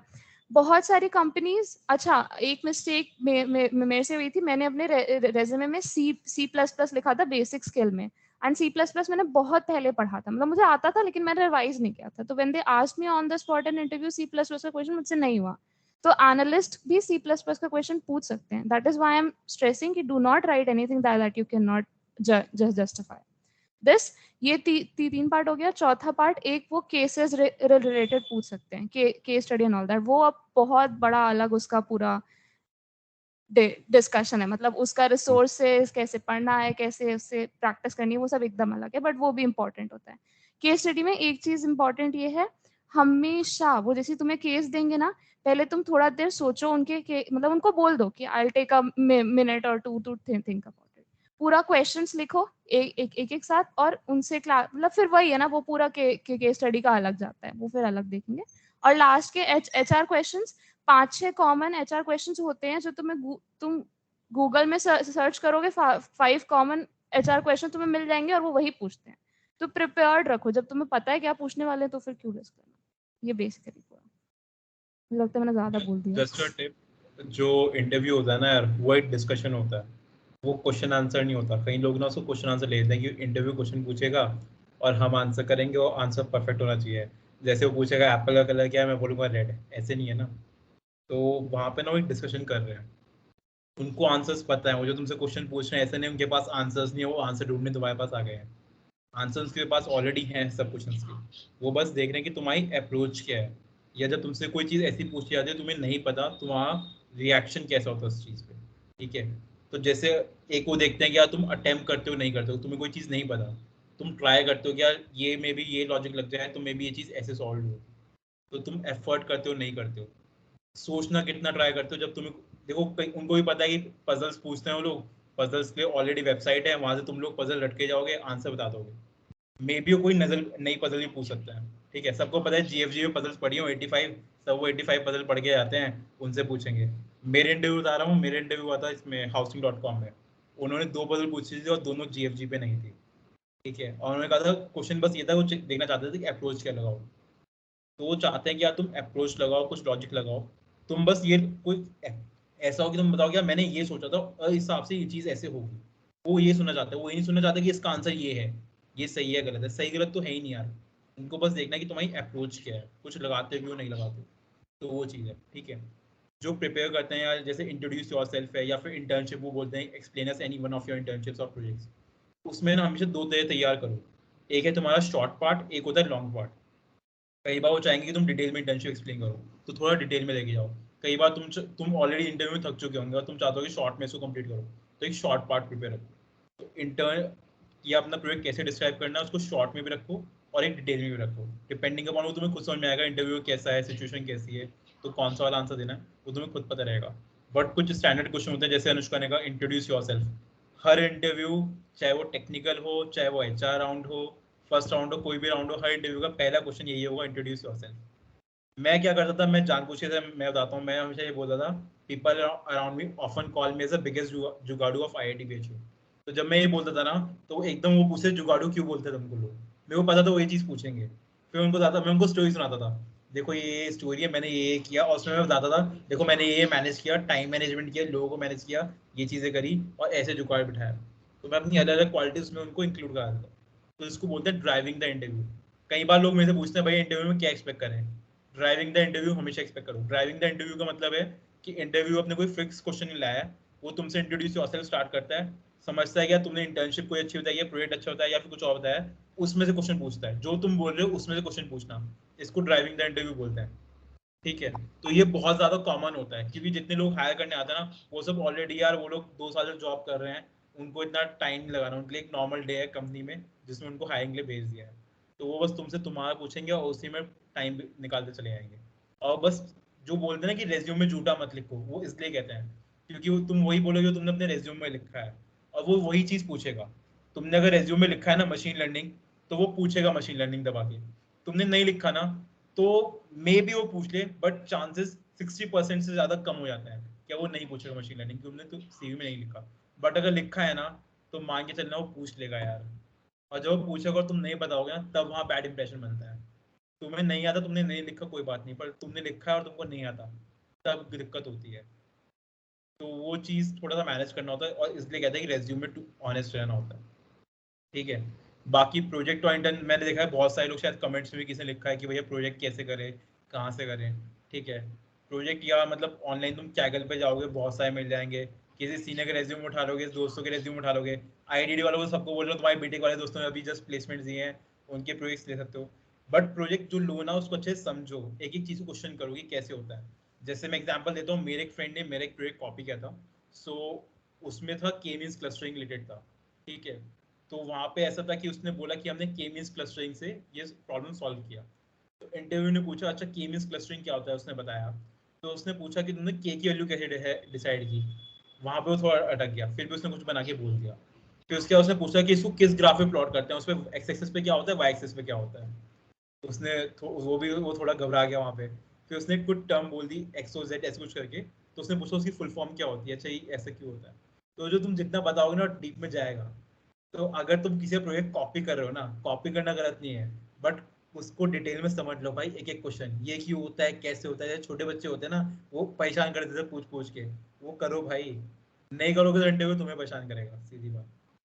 तो अच्छे से मतलब बिल्कुल मैं ये कह रहा हूँ अगर कॉपी करना है करो प्रोजेक्ट, बट उसमें अच्छे से समझ लो कि तुमने क्या कैसे किया, क्यों किया, क्यों कैसे क्या, ये 3 क्वेश्चन ही पूछता है वो। और वो कितना भी डीप में ले आ सकता है इन चीज़ों को। तो वो थोड़ा देख लो। और एक एप्लीकेशन क्या है तुम्हारे प्रोजेक्ट का, तुमने ये प्रोजेक्ट क्यों उठाया या इसका एप्लीकेशन क्या है वो रख लो, कभी का इंटरव्यू पूछ लेता है उस चीज़ में। ठीक है। आई थिंक यार हम रेज्यूम वाला पार्ट भी डिस्कस कर लेते हैं क्योंकि घूम फिर की चीज़ें बाबा रेज्यूम पे आ रही हैं Yes. हाँ. ना। सो अनुष्का या राहुल तुम स्टार्ट करना चाहोगे रेज्यूम पे? Rahul one MTech first. हाँ. M.Tech first. अरे मेरा रिज्यूमे तो यार Panel, ऐसा है just कि like यार Akashit, you have made a panel of like UG मतलब BTech, IDD and MTech, like is this intentional? I don't know. मतलब मेरे को होस्ट इन्होंने परसों बनाया था. They said कि अच्छा we should cover everything. That's it. So सही रहा वैसे. अच्छा हो गया. चल है राहुल यार बताओ। यार मेरा रिज्यूमे तो देखो, अब मेरा ऐसा था कि ऐसा रिज्यूमे नहीं बनाना है, बहुत खराब रिज्यूमे था। तो उसमें जो है सबसे पहले यही चीज़ें हैं कि तुम ऐड अप वही करो जो तुम मतलब कर सकते हो, वहाँ पे डिफाइन कर सकते हो। हर चीज़ बैकड अप होनी चाहिए, जो रिज्यूमे में लिखा है उसका कुछ ना कुछ बैकिंग होनी चाहिए। सेकेंडली वही 1 पेज रिज्यूमे वाली चीज़ें हैं कि रिज्यूमे 1 पेज में होना चाहिए। और फॉर एनालिस्ट रोल सबने ये सुना ही होगा कि फॉर एनालिस्ट रोल न्यूमरिक्स रखने चाहिए। और सर्टेन कीवर्ड्स होते हैं, साइट्स हैं, तुमको सर्टेन कीवर्ड्स मिल जाएंगे, वो कीवर्ड्स तुम ज़रूर से इंक्लूड करना, लाइक इम्प्लीमेंटेड, असेस्ड। तो सर्टेन कीवर्ड्स डालना है। उसके बाद आता है जेडी वाली चीज़ कि हर कंपनी के लिए, जैसे इसमें तो पॉसिबल नहीं है बट ऐसा करो कि लिस्ट ऑफ कंपनीज बनाओ। और इसमें पोर्टल में तुमको जेडी मिल ही जाएंगे प्रीवियस, उनका जेडी उठाओ। फिर उसमें कीवर्ड शॉर्टलिस्ट करो कि इस टाइप के कीवर्ड्स हर जगह आ रहे हैं, तो try to include those keywords in your resume. और बाकी तुम लोग बताओ यार। हाँ यार मैं एक मिनट स्क्रीन शेयर भी कर लूँगा। अनुष्का इधर तुम बोल लो।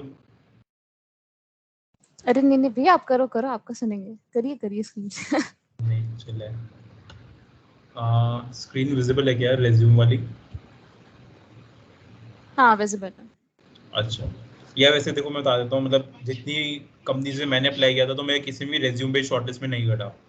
सो आई एम कंसिडरिंग कि मेरा रेज्यूम ठीक था, मतलब अगर रेज्यूम पे शॉर्टलिस्ट में नहीं कटा।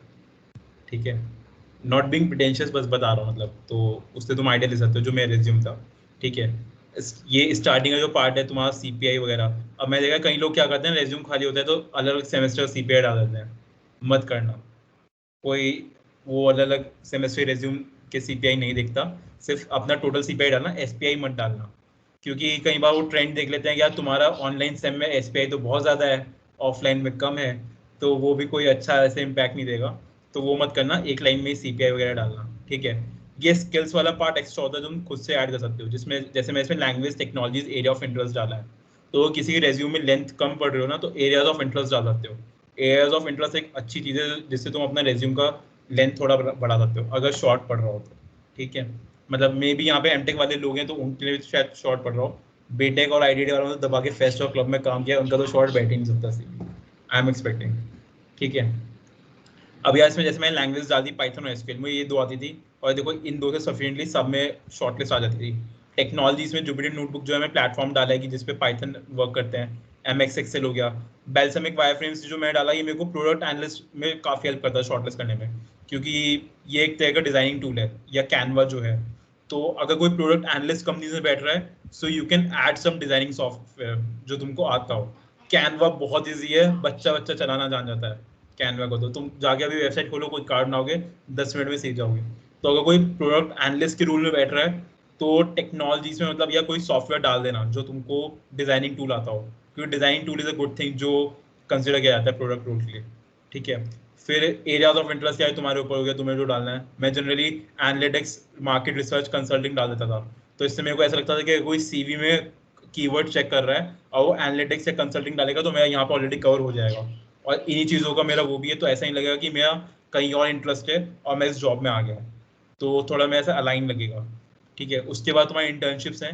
इंटर्नशिप में थोड़ा सा इटैलिक और बोल्ड का यूज़ करना, न्यूमेरिकल फिगर्स डालना। जैसे मैंने 2 करोड़ वोटर डाला है, तो ये काफ़ी अच्छा इंपैक्ट डालता है, 2 करोड़ वोटर्स के ऊपर मैंने वर्क किया, या फिर 10+ स्कीम जैसे लिखा है, या ये इंक्रीजिंग MAUs बाय 45% है। MAUs का कुछ मतलब नहीं है, मंथली एक्टिव यूजर्स है। तो बात को बस कहने का तरीका है कि मंथली एक्टिव यूजर्स की जगह मैंने MAUs लिख दिया, तो दिखने में थोड़ा स्टाइलिश सा लग रहा है वो।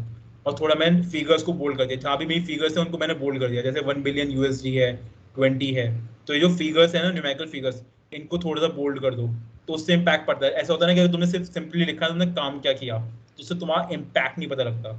जब तुम न्यूमेरिकल फिगर्स डालते हो, उसको बोल्ड करते हो, तो उससे पता लगता है तुमने इम्पैक्ट कितना किया है, तुमने किस लेवल पे वर्क किया है। और वो थोड़ा ऑथेंटिकेशन भी होता है, अगर कोई फिगर्स डाल रहा है ना, इस बंदे ने एक्चुअली में वर्क किया होगा तभी फिगर्स डाल रहा है, समझ लो। अगर किसी ने फिगर्स नहीं डाली तो मे बी इसने बस कहीं से कॉपी मार दिया है, बट अगर कोई फिगर्स डाला है तो मे बी इसने एक्चुअली में इतनी चीज पे वर्क किया, तभी इसको पता है फिगर्स ऐसे आते हैं।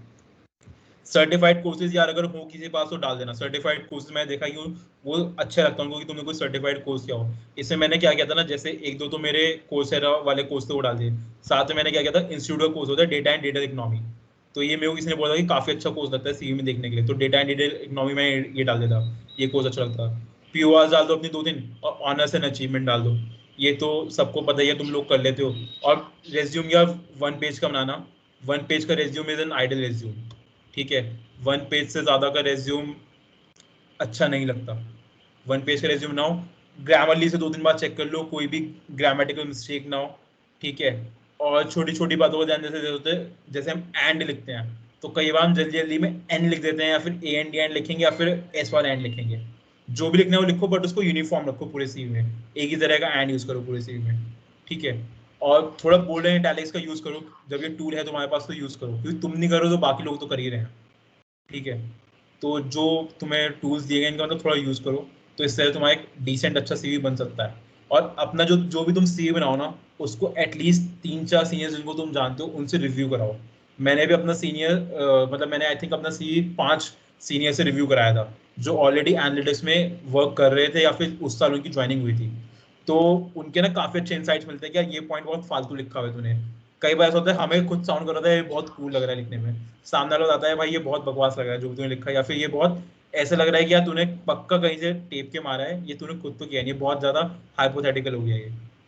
तो 4-5 लोगों से रिव्यू करा लो CV, मतलब मे बी इसी पैनल में जो अच्छे अच्छे लोग हैं, अनुष्का है, राहुल है, इन दोनों से करा सकते हो, या और भी जिन सीनियर तुम जानते हो। तो थोड़ा CV रिव्यू कराओ फाइनल करने से पहले, तो बेटर ही होगा। ज़्यादा से ज़्यादा क्या होगा, कुछ बेटर नहीं होगा, बट नेगेटिव तो नहीं होगा। तो CV रिव्यू कराना is also an important part. ठीक है, इस पर अनुष्का राव। ऐड करने में मैं एक चीज़ और बोलना चाहूँगा कि कई बार होता है कि हमारे पास कुछ न्यूमेरिकल डेटा नहीं होता है, तो एक गेस्टिमेट प्रिपेयर किया हो, काम तो तुमने किया ही है, एक गेस्टिमेट प्रिपेयर करो और उसका इफेक्ट दिखा दो कि तुमने जो काम किया था उसका इम्पैक्ट क्या आया है।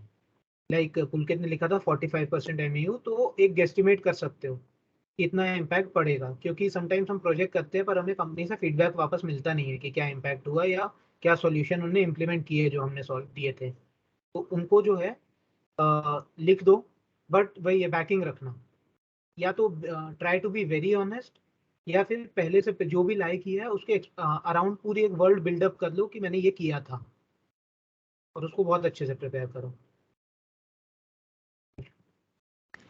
कोर के प्रोजेक्ट्स यार अवॉइड कर सकते हैं, मतलब मैंने देखा है कई लोग ना कोर के प्रोजेक्ट्स डालते हैं, जो कोर की इंटर्नशिप या कोर के प्रोजेक्ट्स होते हैं।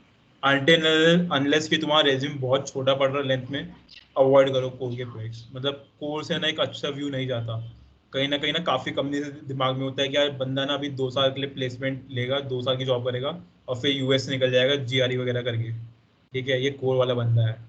तो आजकल CPI भी सबका बढ़ा हुआ है ऑनलाइन की वजह से। ठीक है, तो वो और दिमाग में आ जाता है। तो कोर वाली चीज़ के लिए ना थोड़ा सा अवॉइड करना।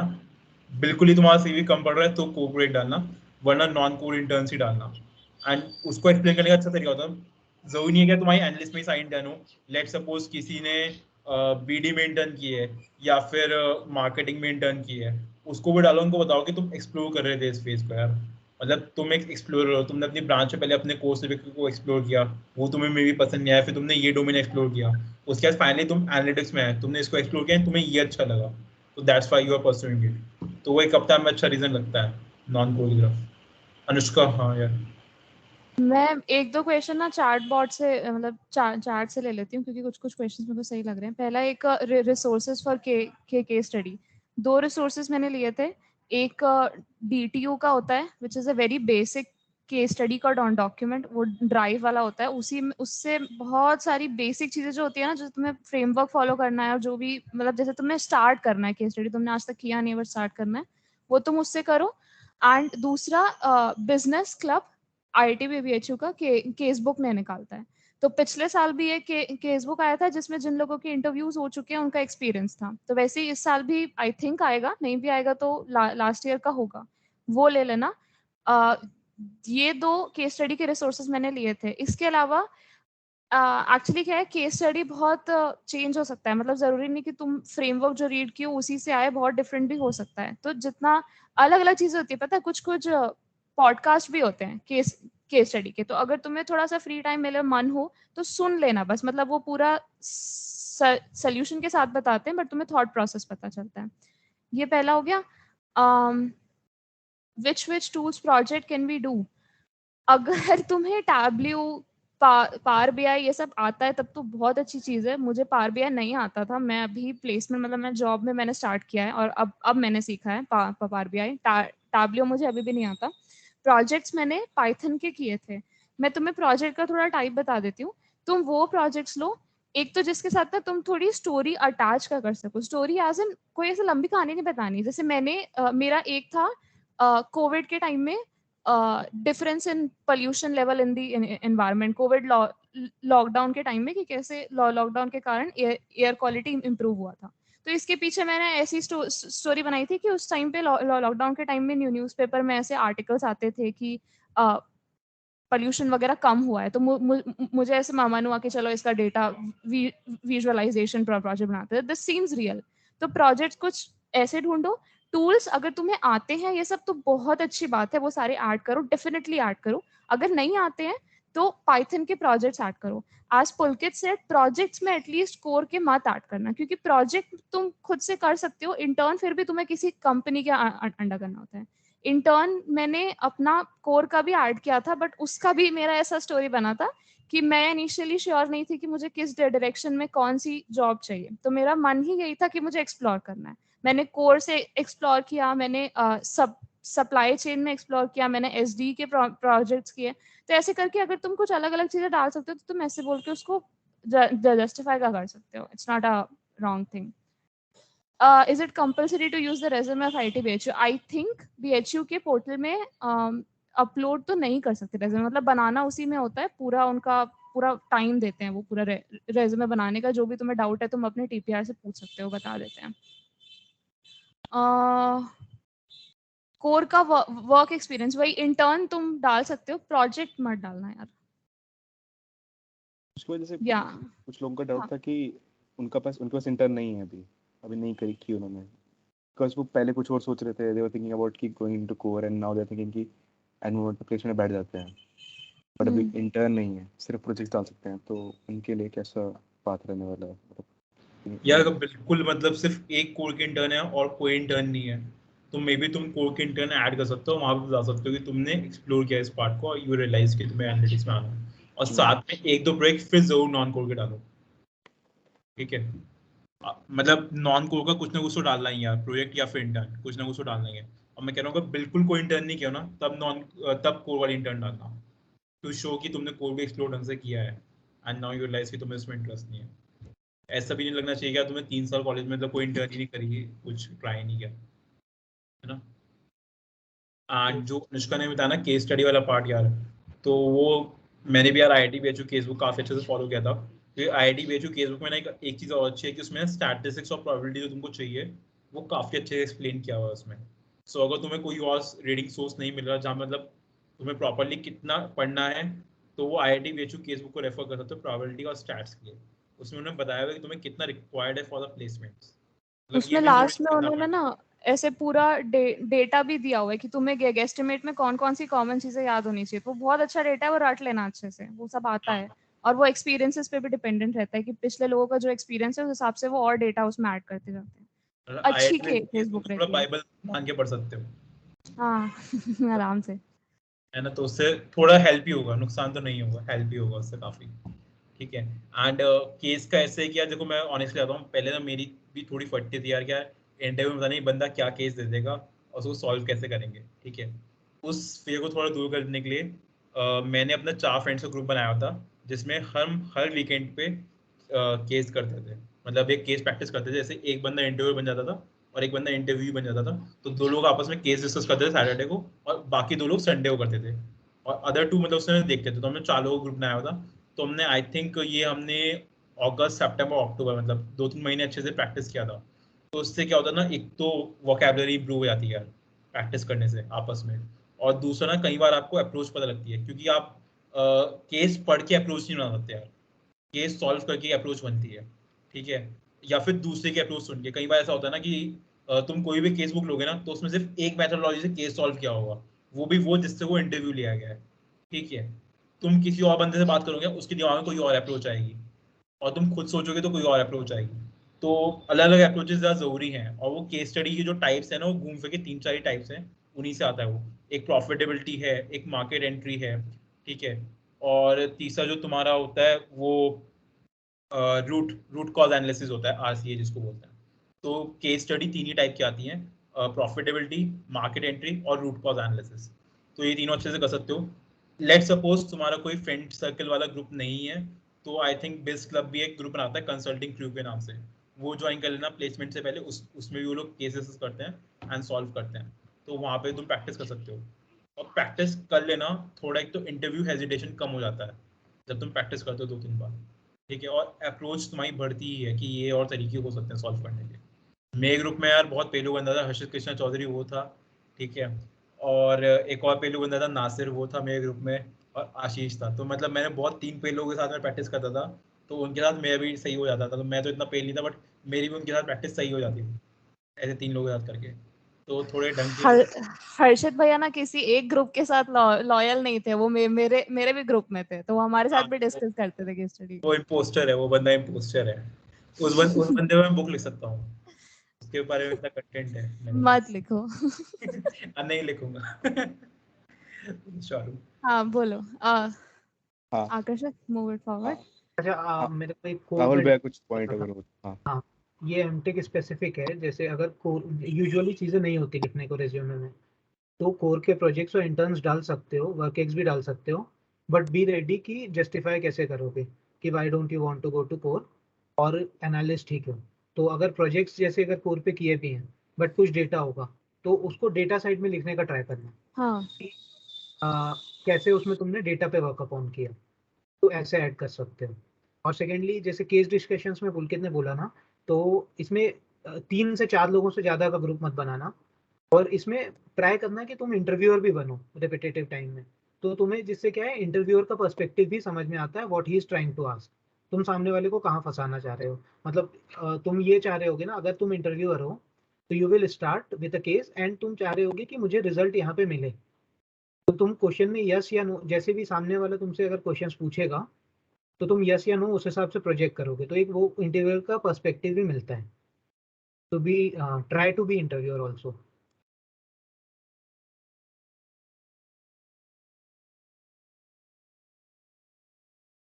आकर्षित, यू आर म्यूट।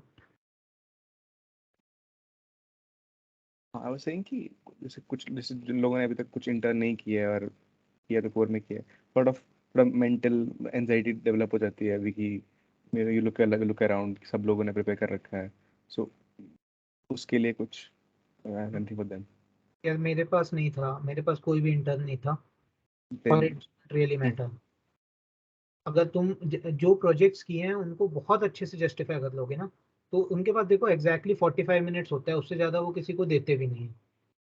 तो तुम अगर अपने प्रोजेक्ट्स को ही जस्टिफाई करते जाओगे, और जैसा कि बात हो रही थी इंट्रो पे देने की, अगर तुम इंट्रो में ही देखो, इंट्रो तुम्हारा पार्ट होता है कि तुम उनको क्यों देते हो, कि तुम जो चाहते हो कि मुझसे ये पूछो, तो वो तुम्हारा सेगमेंट होता है। तुम उसमें उनको क्यों देते जाओ कि मैंने ये प्रोजेक्ट बहुत अच्छे से पढ़ा है, तो बार बार उस प्रोजेक्ट में या तो अपनी स्ट्रेंथ दिखा दो या उस प्रोजेक्ट का जो है थोड़ा बहुत उनको बताते जाओ, तो यूजुअली उतना टाइम तो तुम्हारे प्रोजेक्ट्स में ही अच्छे में कट जाएगा। तो ऐसा कोई इशू नहीं है कि इंटर्न क्यों नहीं किया है, समथिंग लाइक दैट। एंड इसको यार एडेड एडवांटेज के देखो ना, जितनी ज़्यादा इंटरव्यू प्रोजेक्ट होगी उतनी ज़्यादा क्वेश्चंस होंगे, उतना ज़्यादा टाइम स्पेंड होगा। मतलब मैं तो हर चीज़ को ऐसे एडवांटेज के देखता था। मैंने कई बार देखा है, मेरे जो दोस्त थे ना, खासकर आईडीडी वाला बता रहा हूँ, हम बहुत डिप्रेस हो जाते थे कि यार पहले यार अपने बीटेक वाले दोस्तों को प्लेस होते हुए देखा, अब यार फिर अपने साथ के जो बच्चे यार इनका पीपीओ आ रहा है, ठीक है, अपन लोग ही बैठे हैं प्लेसमेंट में। बट मैंने इसको इस तरह से देखा था कि जितने ज़्यादा लोग प्लेस हो गए ना, उतने अपने लिए अपॉर्चुनिटी ज़्यादा बढ़ गई हैं। ठीक है ना, कि इससे पहले कंपनी इतने लोग ले गई है तो ऑलरेडी प्लेस हो गए हैं, तो जो टॉप क्रीम है वो कम होती आती है डे बाय डे। ठीक है ना, तो अपने लिए अपॉर्चुनिटीज डेली बढ़ रही हैं, अपना कंपटीशन कम हो रहा है, तो उससे खुश रहो। और तुम इंटरव्यू में यार एक स्लॉट में 4 ही कंपनी में बैठ सकते हो। मतलब मेरी भी 10 शॉर्टेज निकली पड़ी, बट इंटरव्यू तो 4 में ही दे सकते हो ना, तो क्या ही फर्क पड़ रहा है उससे। 4 भी तो मुश्किल होता है। हाँ, 4 भी 3 भाई बहुत मुश्किल होता है। मैं मतलब यार टाइम वेस्ट कर रहा हूँ वैसे तो, बट बता रहा हूँ मेरा ऐसा था कि Mastercard, JP Morgan, AB InBev और हाउसिंग.com, इन 4 कंपनी से मैं इंटरव्यू था डे 1 स्लॉट 1 में। ठीक है, और मैं सुबह गया ना, तो मैं ऐसे सोचा था भगवान जेपीएमसी में, भगवान जेपीएमसी। और 7 बजे इंटरव्यू स्टार्ट हुआ आई थिंक, एंड 3 बजे खत्म हुआ। एंड 3 बजे जब इंटरव्यू खत्म हुए ना, तो आई वॉज लाइक भगवान किसी में करा दो, अगले स्लॉट में तो नहीं जाना है, मतलब एग्जॉस्ट हो चुका हूँ, खत्म हो चुका हूँ, किसी में करा दो, बिल्कुल फर्क नहीं पड़ रहा, किसी में करा दो, ऐसा हो जाता है इंसान का। तो कंपनी तो एक ही जानी है डंकी यार, इतना टेंशन मत लो। इंटर्न ने कोई नहीं भाई, हो जाएगा, जितना उसको एडिट एडवांटेज की दे, देखो डिप्रेस मत हो। और जैसे वो वाजपेयी जी कहते थे ना, वो सरकारें आती रहेंगी, देश चलता रहना चाहिए, ऐसे मैं कहता हूँ कंपनीज तो आती आती रहेंगी, कॉन्फिडेंस बनाए रखना। शॉर्ट लिस्ट तो भाई कंपनीज बहुत आती है, 50-55 कंपनी आती है जॉब के लिए, तो एक कंपनी शॉर्ट लिस्ट निकालनी है। ऐसे मत सोचना भाई मेरे पास शॉर्ट लिस्ट कम है, उसके पास ज़्यादा है, कुछ फर्क नहीं पड़ता। भाई मेरे दोस्त था, उसके पास I think 4 company shortlist थी, मेरे पास 33 शॉर्ट लिस्ट थी, दोनों जेपी मॉर्गन में है, क्या फर्क पड़ रहा है।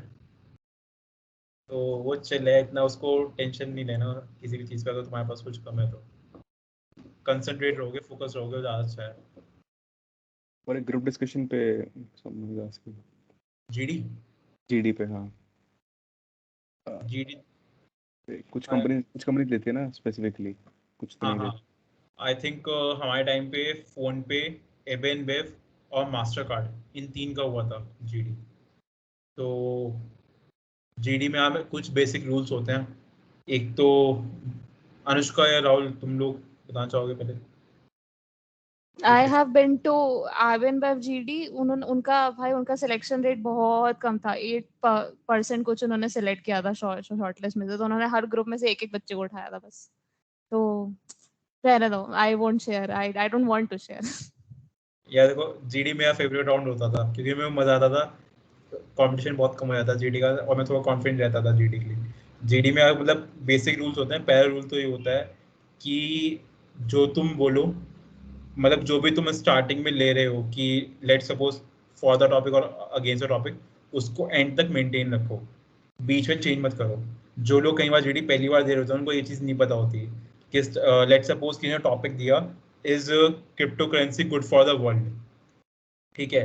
अब क्या होगा, कोई तो फेवर में बोलेगा, कोई अगेंस्ट में बोलेगा, ठीक है। तो जो भी तुम साइड ले रहे हो उसको एंड तक मेंटेन करके रखो, स्विच मत करना। स्विच करने का मतलब ये है कि तुम दूसरों के इन्फ्लुएंस में आ जाते हो या फिर खुद तुम डिसीजन मेकिंग नहीं ले पाते हो। और एनालिटिक्स में डिसीजन मेकिंग बहुत इंपॉर्टेंट स्टेप होता है। तो जो भी तुम स्टार्टिंग में पकड़ रहे हो उसको एंड तक कंटिन्यू करो। चाहे ये समझ लो कि 8 लोग जीडी में और 7 तो फॉर बोल रहे हो, तुम अकेला अगेंस्ट बोल रहे हो, कोई बात नहीं, एंड तक उसको मेंटेन रखो। वो तुम्हारे लिए और अच्छा है, तुम अलग दिखोगे, ठीक है। जरूरी नहीं कि तुम बिल्कुल अलग लो सबसे, बट मैं कह रहा हूँ जो भी लो उसको एंड तक मेंटेन रखो। फर्स्ट चीज़ तो ये है। सेकेंड चीज़ ये है कि जबरदस्ती दूसरों की बात काटने की कोशिश मत करो। तुम कितने अच्छी कंपनी के जीडी में चलाए ना, सब में ऐसा लगता है फिश मार्केट में आ गए हो।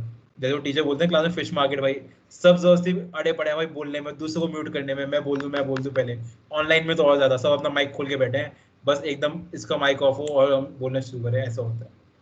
तुम्हारी जब चांस आ रही है ना, मतलब तुम दूसरों को बोलने का मौका दो, खुद भी बोलो, ऐसा नहीं बिल्कुल डम होके बैठे हो, खुद से बोलो और दूसरों को बोलने का मौका दो। जैसे ऐसे बोल सकते हो, लेट सपोज कि अब जैसे हम तीनों बात कर रहे हैं तो मैं अनुष्का को या राहुल को बीच में बोल रहा हूँ कि यार तुम लोग बोलो, तुम्हें बोलना है तो। या फिर जैसे मान लो मैंने अपना कंप्लीट कर लिया तो उसके बाद मैं खुद से बोलता हूँ अच्छा अनुष्का तुम आगे कंटिन्यू करो। ऐसे नहीं कि मैं एकदम चुप हो गया भाई, मैं एकदम चुप हो गया बैठ गया अपना बात बोल के, ऐसे नहीं। मैं फिर ऐसे बोलूंगा maybe Anushka was trying to say something, let Anushka say after me, ठीक है। So Anushka I am done, you can continue. तो जो दूसरों को बोलने का मौका देता है वो बहुत ज़रूरी है, ठीक है। तीसरी चीज या जो मैंने देखा है, कई बार पूरा ग्रुप जो है वो टॉपिक से डाइवर्ट हो जाता है। जैसे भी मैं टॉपिक बोला था, इस crypto currency good for the world, क्या होगा, कुछ लोग इंडिया पे आ जाएंगे करते करते, हमारी आदत है लोकल वोकल वाली, ठीक है, अपन करते करते इंडिया पे आ जाएंगे। तुम बस ग्रुप में एक बार बोल दो यार I think we are just focusing on India while the topic was to focus on the world, so it would be better if you focus on the global impact of the problem. इतना सा तुम बोलोगे ना यार, interview highly Impress हो जाता है, तुम सबको सही ट्रैक पे ला रहे हो, सही ट्रैक क्या है। तो ये 3 बातें ना बहुत मैटर करती हैं। एक तो दूसरों को बोलने का मौका देना, ठीक है, अपने पॉइंट को मेंटेन रखना एंड तक, और ग्रुप को सही टॉपिक पे वापस लेके आना। और ये देख लेना हर जीडी में 7 अच्छे लोग होंगे ना एक तो ऐसा होगा ही जो जीडी बिगाड़ेगा, मतलब कि जो क्या बोलते हैं गलत जगह टॉपिक को लेके जाएगा या जबरदस्ती सबको बोलने की करेगा वो। तो तुम्हें ऐसी अपॉर्चुनिटी मिल ही जाएगी आराम से। तो बस तुम्हें उस बंदे को बस ग्रैब करना और बताना है भाई तुम टॉपिक से गलत जा रहे हो, और जहाँ तुमने बोला कि टॉपिक से डेविएट हो रहे हो, तुम्हारा सिलेक्शन पक्का है जीडी के बाद। अब मेरे को पता नहीं इस सेशन को कितने लोग अटेंड कर रहे हैं, सबके सब जाके बोल दें वो अलग चीज़ है। बट ये मतलब ये 3 चीज़ें बहुत मैटर करती हैं जीडी में, ठीक है। और एक होता है प्रॉब्लम डिफाइन करना। जैसे मैंने एबेन बेव में किया था, एल्को बेवरेजेस हमें टॉपिक मिला था कि should we focus on alco beverages और नॉट। और फिर एक उसी में उन्होंने सब टॉपिक दिया था कि what do you know about branding, मतलब do you think branding is good for the alcoholic products. तो किसी ने एकदम स्टार्ट कर दिया कि यार अल्कोहलिक प्रोडक्ट्स के लिए ब्रांडिंग वगैरह कैसे होता है। फिर उसके बाद सेकंड मैंने स्टेप स्टार्ट किया, तो मैंने पहले उनको बताया कि ब्रांडिंग से मैं क्या समझता हूँ और अल्कोहल प्रोडक्ट्स से मैं क्या समझता हूँ। तो जो प्रॉब्लम स्टेटमेंट है ना, उसको अगर तुम डिफाइन कर रहे हो ना, उसके एक्स्ट्रा पॉइंट्स होते हैं कि तुम पहले बता रहे हो कि प्रॉब्लम स्टेटमेंट क्या है। जैसे मैंने बोला कि इस crypto currency good for the world, तो क्रिप्टो करेंसी में पहले डिफाइन कर दूं कि भाई क्रिप्टो करेंसी होता क्या है, और फिर मैं उसको बताऊं कि जब हम गुड फॉर द वर्ल्ड कर रहे हैं तो हम इसको सेगमेंट कर सकते हैं अलग अलग पैरामीटर्स में, may be socially, economically and physically. तो इस तरह से मैं अलग अलग पैरामीटर सेट कर सकता हूँ। तो अपनी बात को एक वो जो सेगमेंटेड वे है ना, और सिक्वेंशियल वे जैसे बोलेंगे, तो उसमें बताना और सिस्टमैटिक वे में बताना बहुत ज़रूरी होता है। तो वो चीज़ कवर करोगे तो वो अच्छी दिखती है। और डिफाइन करना प्रॉब्लम स्टेटमेंट को हमेशा ज़्यादा पॉइंट्स आता है जीडी में। कोई भी जीडी हो, अगर तुमने प्रॉब्लम स्टेटमेंट डिफाइन किया है और ग्रुप को वापस टॉपिक पे लाए हो, हमेशा एक्स्ट्रा पॉइंट्स मिलेंगे उस चीज़ के। ज़्यादा बोलने से नहीं होता ये, होता है कई लोगों को कि ज़्यादा बोलने से सिलेक्शन होता है, वो नहीं होता है, सही बोलने से सिलेक्शन होता है, ठीक है। और राहुल और अनुष्का यार तुम लोग बताओ। हो गया पूरा कवर। I agree. So एक बार फिर से किसने पूछ लिया कि डीएसए के लिए, आई मीन बहुत ज़्यादा डेप्थ पे नहीं जाना है ना, that's it, simple for answer. नहीं भाई, बहुत ज़्यादा डेप्थ नहीं जाना है अनटिल अनलेस तुम डेटा साइंस के लिए भी अप्लाई कर रहे हो और बहुत ज़्यादा स्ट्रॉन्ग फीलिंग हो। मतलब भाई डेटा साइंस बता रहा हूँ, डेटा साइंस का मतलब है कि तुम एसडी वाले भी हो और तुम डेटा एनालिस्ट वाले भी हो, ठीक है। डेटा साइंस में अगर जा रहे हो तो बहुत ज़्यादा हो जाएगा, इतना एक्सपेक्ट मत करना। डीएसए एनालिस्ट से तो ज़्यादा नहीं पूछते वो भी। इस साल मैंने देखा है रिटर्न में किसी किसी कंपनी ने पूछा है, इंटरव्यू तो आई एम नॉट श्योर किसी ने पूछा भी नहीं पूछा है। रिटर्न में एक दो कंपनी चेक करने के लिए बस देख लेती हैं क्या कोई एक्सेप्शनल कैंडिडेट हो, या कहीं 3 क्वेश्चन होंगे 2 डीएसए के दे दिए, ऐसा कर देंगे। तो वो एक्सेप्शनली किसी कंपनी में होगा कि डीएसए पूछेंगे, बहुत ज़्यादा नहीं पूछेंगे, बेसिक्स कर लो बहुत है। ओके, ऑलमोस्ट कवर्ड है। बाकी एक चीज़ जो पूछनी थी, लाइक एचआर का आपने बता दिया था, टेक्निकल इंटरव्यूज में मोस्टली वही केसेस और मे बी क्विज या जो भी पजल्स वगैरह Guesstimates. पूछेंगे, Guesstimates, गेस्टिमेट्स and puzzles. हाँ, case Probability. Study, guesstimate, puzzles, थोड़ा सा प्रॉप स्टार्ट, थोड़ा सा मतलब स्टैटिस्टिक्स थोड़ा सा आना चाहिए, एंड सीक्वल के क्वेश्चंस कभी कभार आ जाते हैं इंटरव्यूज में, like interviewers on the spot पूछ लेते हैं। इंटरव्यूज पूछते हैं ऑन द स्पॉट। ये है ज्वाइंस, या उसमें ना एसक्यूएल भी कई लोग पूछते हैं कितना पढ़ना है, तो ज्वाइंस तक पढ़ना होता है यार, और ज्वाइंस थोड़ा अच्छे से पढ़ लो तो सही रहता है, क्योंकि ज्वाइंस से ही ज़्यादा क्वेश्चन बनते हैं। मतलब रिटन वाले भी और जो इंटरव्यू में पूछते हैं वो भी most of the times joins के ही पूछते हैं, तो ज्वाइंस थियोरेटिकली वो ऐसे पूछ लेंगे कि दो जॉइंस के बीच में क्या डिफरेंस है, ऐसे टाइप से। मतलब बहुत कॉमन क्वेश्चंस होते हैं जॉइंस के सीक्वल में। हाँ, और एक मेरे को यार याद आया जस्ट कि अगर तुमसे एचआर राउंड में या किसी भी राउंड में कोई पूछता है ना, do you have any question for me, never say no, always ask something, ठीक है ना। जैसे ऐसा हो सकता है मे बी टेक्निकल इंटरव्यू था और उसने तुम्हें कोई प्रॉब्लम दी थी, तुम उस पर डिस्कस कर सकते हो, sir do you think there could be any better approach to this. या इन जनरल जो पूछा जाता है वो ये तरीका होता है कि तुम कंपनी का बैकग्राउंड चेक करके आते हो और उनसे पूछते हो कि कंपनी इस चीज़ में भी जो इन्वेस्ट कर रही है वो मार्केट कैसा है या फिर वो फील्ड कैसा है एनालिटिक्स के पॉइंट ऑफ व्यू से। जैसे डिपेंड भी करता है कि सामने जो बंदा ले रहा है इंटरव्यू वो किस उससे आता है। लेट सपोज सामने वाला बंदा जो है टेक्निकल है, तो तुम उससे पूछ सकते हो कि sir what are the technologies that you use in daily work for the analytics, ठीक है, and do you think like these are the technologies which can also be improve to improvise the analytics. मतलब उसका technologies का पूछ सकते हो। HR है तो उससे इन जनरल पूछ सकते हो कि इज द कंपनी, या फिर कोई डायरेक्टर लेवल के बहुत बार होता है कि डायरेक्टर लेवल का कोई बंदा आ जाता है इंटरव्यू लेने, तो उससे पूछ सकते हो कि is the company try to invest in this new market in the world, या फिर ये टारगेट ऑडियंस क्या है मार्केट का, या फिर कौन से नए प्रोडक्ट्स हैं जिसकी तरफ वो लुक फॉरवर्ड कर रहे हैं। तो कंपनी का ओवरऑल जो है वो पूछ सकते हो। और इंटरव्यू से पहले देखो तुम्हें बताते होते हैं किस कंपनी के इंटरव्यू में जा रहे हो, तो एक दिन पहले मतलब एक दिन पहले तुम्हें पता है कि आज मैं इस कंपनी में इंटरव्यू है, तो एक दिन पहले जितने उसके रिसेंट आर्टिकल्स हैं उस कंपनी के, थोड़ा सा वो पढ़ के जाओ, तो तुम्हें पता होगी कंपनी अभी रिसेंटली क्या कर रही है, और तुम उससे ही रिलेटेड पूछ सकते हो कि इसमें कंपनी क्यों कर रही है, क्या कैसे कर रही है, तो वो अच्छा लगता है। नेवर से नो जब वो पूछे ना एनी क्वेश्चंस, तो उस पर कभी नो नहीं बोलना। अच्छा, अबाउट कंपनी के लिए would like to add something. About company ज़रूर पढ़ के जाना, उनकी जो साइट है वो एक बार काफ़ी थॉरोली कवर करना, क्योंकि अगर वो क्वेश्चन पूछ लेते हैं, जैसे मुझसे IQVIA में पूछा था कि do you know what field does IQVIA works. इस तरह के क्वेश्चन अगर तुम आंसर नहीं कर पाते हो तो वो फिर बहुत ग्रिल करते हैं, ऑफेंड हो जाते हैं वो, कि तुमको शॉर्टलिस्ट मिला है और तुम कंपनी के बारे में बहुत डिटेल में नहीं जानते हो। तो उनकी साइट तो पूरी थॉरोली कवर करके जाना।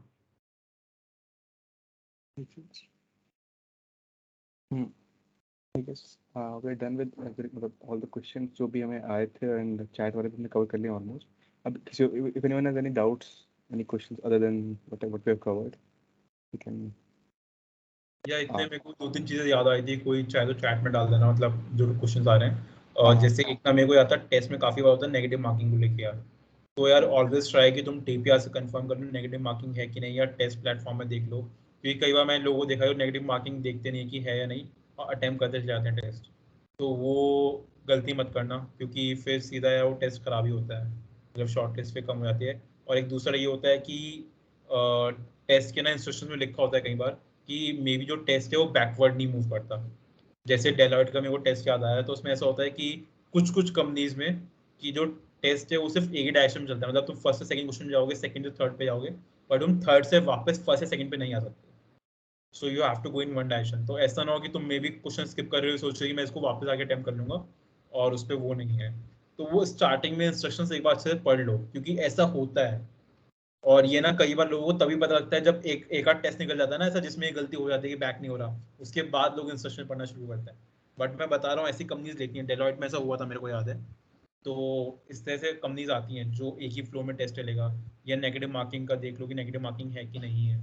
और यार बाकी जो मैं जनरली देखा है, हैकर रैंक पे ना मेंशन होता है कि नेगेटिव मार्किंग है नहीं। मेटल का जिस भी प्लेटफॉर्म पे टेस्ट होता है ना, उस पर बहुत रेयरली कभी मेंशन होता है कि नेगेटिव मार्किंग है नहीं। मेटल पे मैंने कई बार देखा ये चीज़। तो जब तुम्हारे पास टेस्ट लिंक आता है ना कंपनी का, वो आधा एक घंटे पहले आ जाता है टेस्ट से। तो एक कॉमन जो तुम्हारा व्हाट्सएप ग्रुप या टेलीग्राम ग्रुप बनेगा टीपीआर के साथ, उसमें चीज़ कंफर्म कर लो अगर टेस्ट मेटल पे है कि any idea about negative marking और नॉट, क्योंकि मेटल पे नहीं मेंशन होता नेगेटिव मार्किंग का। ठीक है ना। तो ये छोटे छोटे पॉइंट्स हैं, बट इनसे ना बहुत फर्क पड़ जाता है। लेट सपोज नेगेटिव मार्किंग नहीं थी और एक बंदे ने उस हिसाब से अटेम्प्ट किया और एक बंदे ने नेगेटिव मार्किंग है सोच कर अटेम्प्ट किया, तो तुम कुछ समझ लो कि क्वेश्चन अटेम्प्ट करने में कितना डिफरेंस आएगा और स्कोर में कितना डिफरेंस आ जाएगा। तो ये छोटी छोटी चीज़ें ना कई बार मैटर जाती है, मतलब other than your preparation smart होना भी जरूरी है इन चीज़ों में। तो ये चीज़ें देख लेना। बाकी यार मैंने ना लिंक डाला है कमेंट्स में, जो मैंने पोस्ट डाली थी अबाउट प्लेसमेंट पोर्टल पे ऑल प्रिपरेशन रिसोर्सेज की, बट वो भी वर्क नहीं कर रहा है। तो मैं सोच रहा हूँ ऐसा करता हूँ, मैं स्क्रीन शेयर कर देता हूँ एक बार, एंड कोई किसी को स्क्रीनशॉट लेना है तो वो ले लो। फाइन है यार आकर्षित, एक मिनट यार मैं स्क्रीन प्रेजेंट कर देता हूँ। अगर किसी को स्क्रीनशॉट लेना है तो ले लो, है ना। वरना मेरे से डीएम पे ले लेना। ये तो टेस्ट प्रोसेस सारी कंपनीज का, ठीक है।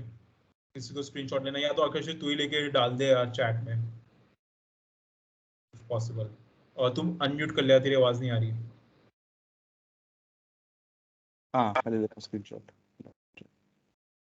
जब ले ले तो बताना, फिर आगे मूव ऑन कर दूंगा। ये तो जैसे समरी है ना सारे कंपनीज का, तो इन कंपनीज में जिन जिनका शॉर्टलिस्ट हुआ है उन्होंने अपना एक्सपीरियंसेस डाला होगा। तो हर मतलब इंटरव्यू के पहले डजंट मैटर कि तुम्हारा कौन से कंपनी का इंटरव्यू का शॉर्टलिस्ट हुआ है कौन सा नहीं हुआ है, सारे एक्सपीरियंसेस देख लेना और ये इंश्योर करना कि वो जितना भी बता रहे मतलब जो भी क्वेश्चंस उनसे पूछा गया वो तुमसे एट प्रेजेंट हो रहा हो। हाँ ये इम्पोर्टेंट है। और ये रिसोर्सेज भी देख लेना, इसमें ना रिसोर्सेज डाली हुई हैं, aptitude, SQL, Python, probability, stats, ये सब कवर हो जाएगा। पजल्स वगैरह भी इसमें सब डाला हुआ है कि लिंक कहाँ से करनी है, कैसे करना है। आई थिंक मतलब जितना मैं इसमें डाला हुआ मोर देन सफिशिएंट है। बट बाकी जिन सीनियर्स जानते हैं उनसे कंफर्म कर लेना। इसका भी स्क्रीनशॉट ले लेता हूँ नहीं मैं ऊपर। बुक्स भी यार, ये बुक्स लिखे हुए हैं, वैसे मैं लिंक डाला यार, सर्च में फोरम पे जाके ना सर्च में जेपीएम से मिल डाल जाता है शायद, आई गेस मैंने देखा है हाँ आपका। ठीक है चल रहा फिर तो मैं बुक्स। लिंक भेज दूंगा। हाँ ठीक है फिर। और मतलब ये तो जस्ट मेरा एक्सपीरियंस है, बाकी लोगों से भी यार ले लेना, मतलब क्योंकि मेरा पर्सनल भी बायस होता है, जो मेरा क्योंकि सबका पढ़ने का तरीका जैसे अलग होता है। तो ये जो मेरा पढ़ने का तरीका था मैंने उस हिसाब से डाला हुआ है, बाकी लोगों से डिस्कस कर सकते हो। आई थिंक किसी ने चैट में क्वेश्चन डाला था एसक्यूएल के रिगार्डिंग, कि एसक्यूएल किस प्लेटफॉर्म पे करना चाहिए। तो अनुष्का या राहुल तुम्हें रिप्लाई करना है इसका। सीक्वल का मैंने बताया कोर्स को कोर्सेरा से करना है, यूनिवर्सिटी ऑफ डेविस करके समथिंग कुछ ऐसा नाम है, बहुत अच्छा कोर्स है, मतलब I think that is the best course I have heard of SQL. उसके अलावा प्रैक्टिस करना है तो हैकर रैंक से बेसिक कर लो, जिसमें एकदम एक एक फंक्शन से प्रॉब्लम सॉल्व होता है, तो उससे फंक्शन कैसे यूज होता है, क्या क्या पैरामीटर्स उसमें होते हैं, ये सब तुम्हें बेसिक में समझ में आ जाएगा और मीडियम में तुम्हें क्वेश्चन सॉल्व करने आ जाएंगे। थोड़ा सा दिमाग लगाते रहना, क्योंकि कई बार इंटरव्यूअर्स बहुत क्रिएटिव क्वेश्चंस पूछते हैं, जिसमें थोड़ा सा अगर तुम कोड गलत भी लिख रहे हो, तुम्हारा लॉजिक ठीक है ना, तो वो मान लेते हैं, क्योंकि कोड तो ठीक है, तुम्हें काम करते करते आ जाएगा। वो है एक चीज, मतलब जितना भी हमने अभी तक बताया उसमें एक चीज कॉमन है, have a group of friends with you, या तो हो या तो तुम किसी क्लब के साथ बना लो, जैसे भी है। लेकिन जब तक तुम जैसे जैसे अभी आकर्षित ने पूछा था ना कि सॉफ्ट स्किल के लिए कैसे होता है, तो वो तुम बुक रीड कर रहे हो, तुम अपने आप से कर रहे हो, वो सब तुमसे नहीं होगा। वो कम्युनिकेशन तभी होगा जब तुम फ्रेंड्स के साथ बात करोगे, जब तुम उनके साथ इंटरव्यू दोगे। तो कुछ कुछ चीजें जैसे जो केस स्टडी वाला पार्ट होता है वो तुम अपने फ्रेंड्स के साथ करो। जो इंटरव्यूअर वाला जो interview experience, not experience but like interview practice का काम है, या अगर तुम्हें रेज्यूमे चेक कराना है, तो ये दोनों चीजें तुम सीनियर्स के साथ करो। जैसे मैंने जो इंटरव्यू एक्सपीरियंसेस अपने दोस्तों के साथ किया था वो अलग है, बट मेरे कुछ सीनियर्स ने मुझे ऐसा बताया था कि यू हैव टू अंडरस्टैंड कि इंटरव्यूअर को बहुत सारे इंटरव्यूज लेने हैं, not just from your institute, बहुत सारे बच्चों के बहुत सारे इंटरव्यूज, बहुत सारे इंस्टीट्यूट से। तो उनका टाइम कम से कम लो, अपना क्वेश्चन, अपना आंसर शॉर्ट रखो, जिसमें तुम मतलब जैसे तुम आंसर दे रहे हो ना कोई क्वेश्चन का, तो तुम छोटा छोटा, जैसे टेल मी अबाउट योरसेल्फ में तुम्हारा पूरा रेज्यूमे ऐसे शॉर्ट में होना चाहिए। हमेशा टेल मी अबाउट योरसेल्फ में एक अपना यूनिक सेलिंग पॉइंट रखा करो। जैसे मैं राइटर हूँ, मैं वो रखती हूँ, मैंने एक नॉवेल लिखी है, मैं वो रखती हूँ। पुलकित ने ये बताया कि उसको जुगाड़ू बोलते हैं, तो वो रखते हैं। तो ऐसे कुछ कुछ रखो, इससे इंटरव्यूअर को याद रहता है तुम्हारे बारे में। ये टेल मी अबाउट योरसेल्फ का पार्ट है। अब मान लो वो तुमसे इंटर्न का पूछ रहे हैं, तुमने इंटर्न में बहुत लंबा काम किया है, तुम स्ट्रक्चर करो। हाँ, ये this is again very important, interview में स्ट्रक्चर बहुत इंपॉर्टेंट होता है। ऐसे नहीं होना चाहिए कि तुम वहां बैठ के हाफ एजर्ड वे में सोच रहे हो। जितना ज्यादा स्ट्रक्चर होगा उतना बेटर होगा। तो स्ट्रक्चर करो और छोटे छोटे पॉइंट बताओ। अगर इंटर्न एक्सपीरियंसेस पूछ रहे हैं तो छोटे छोटे पॉइंट बताओ, उनसे पूछ लो फिर कि would you like me to elaborate in some of the points. पूरी कहानी बताओगे, इंटरव्यूअर को नहीं मन है सुनने का, टाइम नहीं है, तो कम रखो और उसके बारे मतलब उनके शूज में जाके भी सोचो। ये सब चीजें तुम्हें तभी पता चलेगी जब तुम सीनियर से बात करोगे। और केस स्टडी, गेस्टिमेट, ये तुम्हें ग्रुप में करना पड़ेगा। तुम नहीं चाहते उसके बाद भी तुम्हें करना पड़ेगा। This is something you have to do. Just add on जो अनुष्का ने कहा यार, एसक्यूएल का काफी अच्छा कोर्स है कोर्सेरा का भी। कुछ लोग ऐसे होते हैं जिन्होंने बिल्कुल कोड नहीं किया होगा, मतलब जिनको बिल्कुल कोड आता ही नहीं होगा, तो उनके लिए डेटा कैंप वाला भी ठीक है, क्योंकि डेटा कैंप में आई थिंक साथ में ना प्लेटफॉर्म होता है जिसपे तुम हाथों हाथ क्वेश्चन सॉल्व कर सकते हो टाइप करके, ठीक है ना। तो उससे तुम्हारी प्रैक्टिस हो जाती है बेसिक लिखने की, कैसे लिखना है कोड क्वेरी को, एसक्यूएल क्वेरी को कैसे लिखना है। तो डेटा कैंप वाला भी कर सकते हो, जिसको मतलब बिल्कुल कोड करना नहीं आता, जिसने कभी ऐसे प्लेटफॉर्म यूज नहीं किया है, वो डेटा कैंप पे भी कर सकते हो। कि डेटा कैंप पे साइड बाय साइड प्लेटफॉर्म होता है, तुम पढ़ो और राइट में उसको साथ साथ टाइप करके समझ लो। तो डेटा कैंप का भी सही है, एंड कोर्सेरा तो है ही अच्छा कोर्स। हाँ, आई गेस ऑलमोस्ट अच्छा, सब कवर्ड है, मैंने वो भी डाल ठीक है। दिया है। हाँ भैया, हाँ राहुल भैया। हाँ, रेज्यूमे में जैसे हमारे पास पोर्टल है ना, पोर्टल में हम 10 रेज्यूमे अपलोड कर सकते हैं। तो 10 अलग अलग रेज्यूमेज बना के रखो और उसको बिल्कुल प्रूफ रीड करके अपलोड करो, क्योंकि कई बार होता है कि हमें लगता है बाद में रेज्यूमे ठीक नहीं है, बट ऑप्शंस नहीं रहते। हम पीओआर्स बाद में चेंज नहीं कर सकते, मतलब मोस्टली कई सारी चीज़ें हम बाद में चेंज नहीं कर सकते हैं। तो रेज्यूमेज जो है बहुत ज़्यादा प्रूफ रीड करके ही अपलोड करना, और अलग अलग रेज्यूमे बना लो हर कंपनी के लिए और अलग अलग प्रोफाइल के लिए। मैं इसमें एक ट्रिक क्या करती थी, मैं एक छोटी सी चीज बता दे रही, इसमें मैं एक ट्रिक क्या करती थी, जो तुम्हारे ऐसे स्किल्स वाला पार्ट है कि तुम्हें कौन कौन सी लैंग्वेजेस आती है। तो एट दैट पॉइंट जब तुम बना रहे हो रेज्यूमे, मान लो तुम्हें सिर्फ पाइथन आता है और तुम सीक्वल कर रहे हो, तो तुम ऐसे एक स्किल का एक फील्ड बना दो सिर्फ पाइथन, दूसरा फील्ड बना दो पाइथन कॉमा सीक्वल। तुम्हें लगता है बाद में कुछ और कर लोगे, Python comma SQL comma something. ये तुम बना के रख लो, क्योंकि बाद में फील्ड तुम ना ऐड कर सकते हो ना चेंज कर सकते हो। तो जितने मतलब जितना पीएनसी तुम लगा सकते हो उतना लगा के रख लो, वो काम आएगा। ठीक है, बाद में मत यूज करना, बट रहेगा।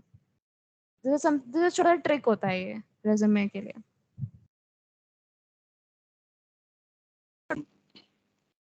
उसके आई थिंक हाँ, ऑलमोस्ट सब कवर्ड है। मैंने जो लोग मांग रहे थे पुलकित भैया का, मैंने वो पोर्टल वाला लिंक यहाँ पे शेयर कर दिया है ग्रुप पे, इसी पे चैट पे, तो सब कुछ है। एंड या I think Harshita will thank you to all, and मैं भी बोल देता हूँ पहले तो थैंक यू हाँ, एवरीवन। थैंक यू, आप लोग आए, आप लोगों ने अपना वैल्यूएबल टाइम दिया, अपना एक्सपीरियंस शेयर किया। और फिर we also have this e-mementos for you. I'll just present. And the feedback form has been shared already.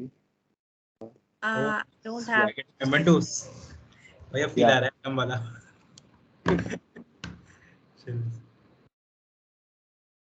Thanks यार बुलाने के लिए भी, अपने को तो टाइम Thank में you. ज्ञानबाजी के लिए। काफी हेल्पफुल है सेशन सच में। चलो यार, चिल यार। आकर्षित, कुछ लोगों ने बोला था कि कांटेक्ट डिटेल हाँ शेयर कर देना, तो वो करना होगा तो वो कर देना। हाँ, ओके, मैं यहीं पे कर देता हूँ ना एक बार। भाई कोई भी कांटेक्ट करना डायरेक्ट कॉल मत करना यार, पहले व्हाट्सएप कर लेना। कई बार हाँ प्लीज अपन प्लीज। लोगों के भी ऑफिस मतलब शुरू हो जाएगा, मेरा भी एंड इसका तो चल ही रहा है एंड राहुल का भी स्टार्ट हो जाएगा, तो डायरेक्ट कॉल मत करना, पहले टेक्स्ट करना and you can ask for a better time to talk.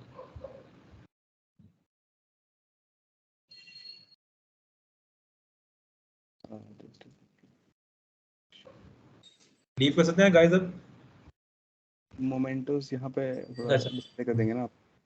ठीक है या बाकियों में किसी को ऐसे ऑडियो ऑन करके कुछ बात करने को कर सकता है यार। हाँ हाँ वैसे चैट वाट करना होगा तो कर सकते हो। कई बार ऐसा होता है चैट में इतना सारा टाइप करो क्या, और कई बार पता है मेरे तो दिमाग में आता था प्रॉपर इंग्लिश में टाइप करो क्या यार, कुछ इंग्लिश गलत से हो जाएगी, पता नहीं कोई क्या सोचेगा। तो किसी को ऐसे माइक ऑन करके करना तो बात कर सकता है, चाहे वीडियो ऑफ रख लो चल है। भैया इज इट विजिबल? हाँ bro it's visible, thanks bro. Thank you भैया। थैंक यू सो मच यार। Thanks a lot, yeah, thanks a lot. Thank you for inviting us, hope we were helpful. नहीं भी होंगे तो अगर पर्सनली कांटेक्ट करना होगा तो शायद बेटर बता पाएंगे, अभी मे बी हौच पौच हो गया होगा ज्यादा, बट अप टू यू। चलो गाइस ऑल द बेस्ट, ठीक है सब बढ़िया से प्लेस हो जाना, बाकी तो कॉन्वो आ ही रहे हैं अपन यार, कॉन्वो तो मिलेंगी, मिलते हैं दिसंबर में भी। थैंक्स पुलकित। ओके गाइस चलो मिलते हैं। All Thank the you. best, guys. Thank you. Confident और प्लेसमेंट हो जाता है यार। हाँ सही में इंटर्न हाँ। भले ना हो प्लेसमेंट हो जाता है। बिल्कुल हो जाता है भाई, सबका हो जाता है, लास्ट में तो सबका हुआ है, दबा के हुआ है, डे 3 तक हो गया है। हो जाएगा सबका।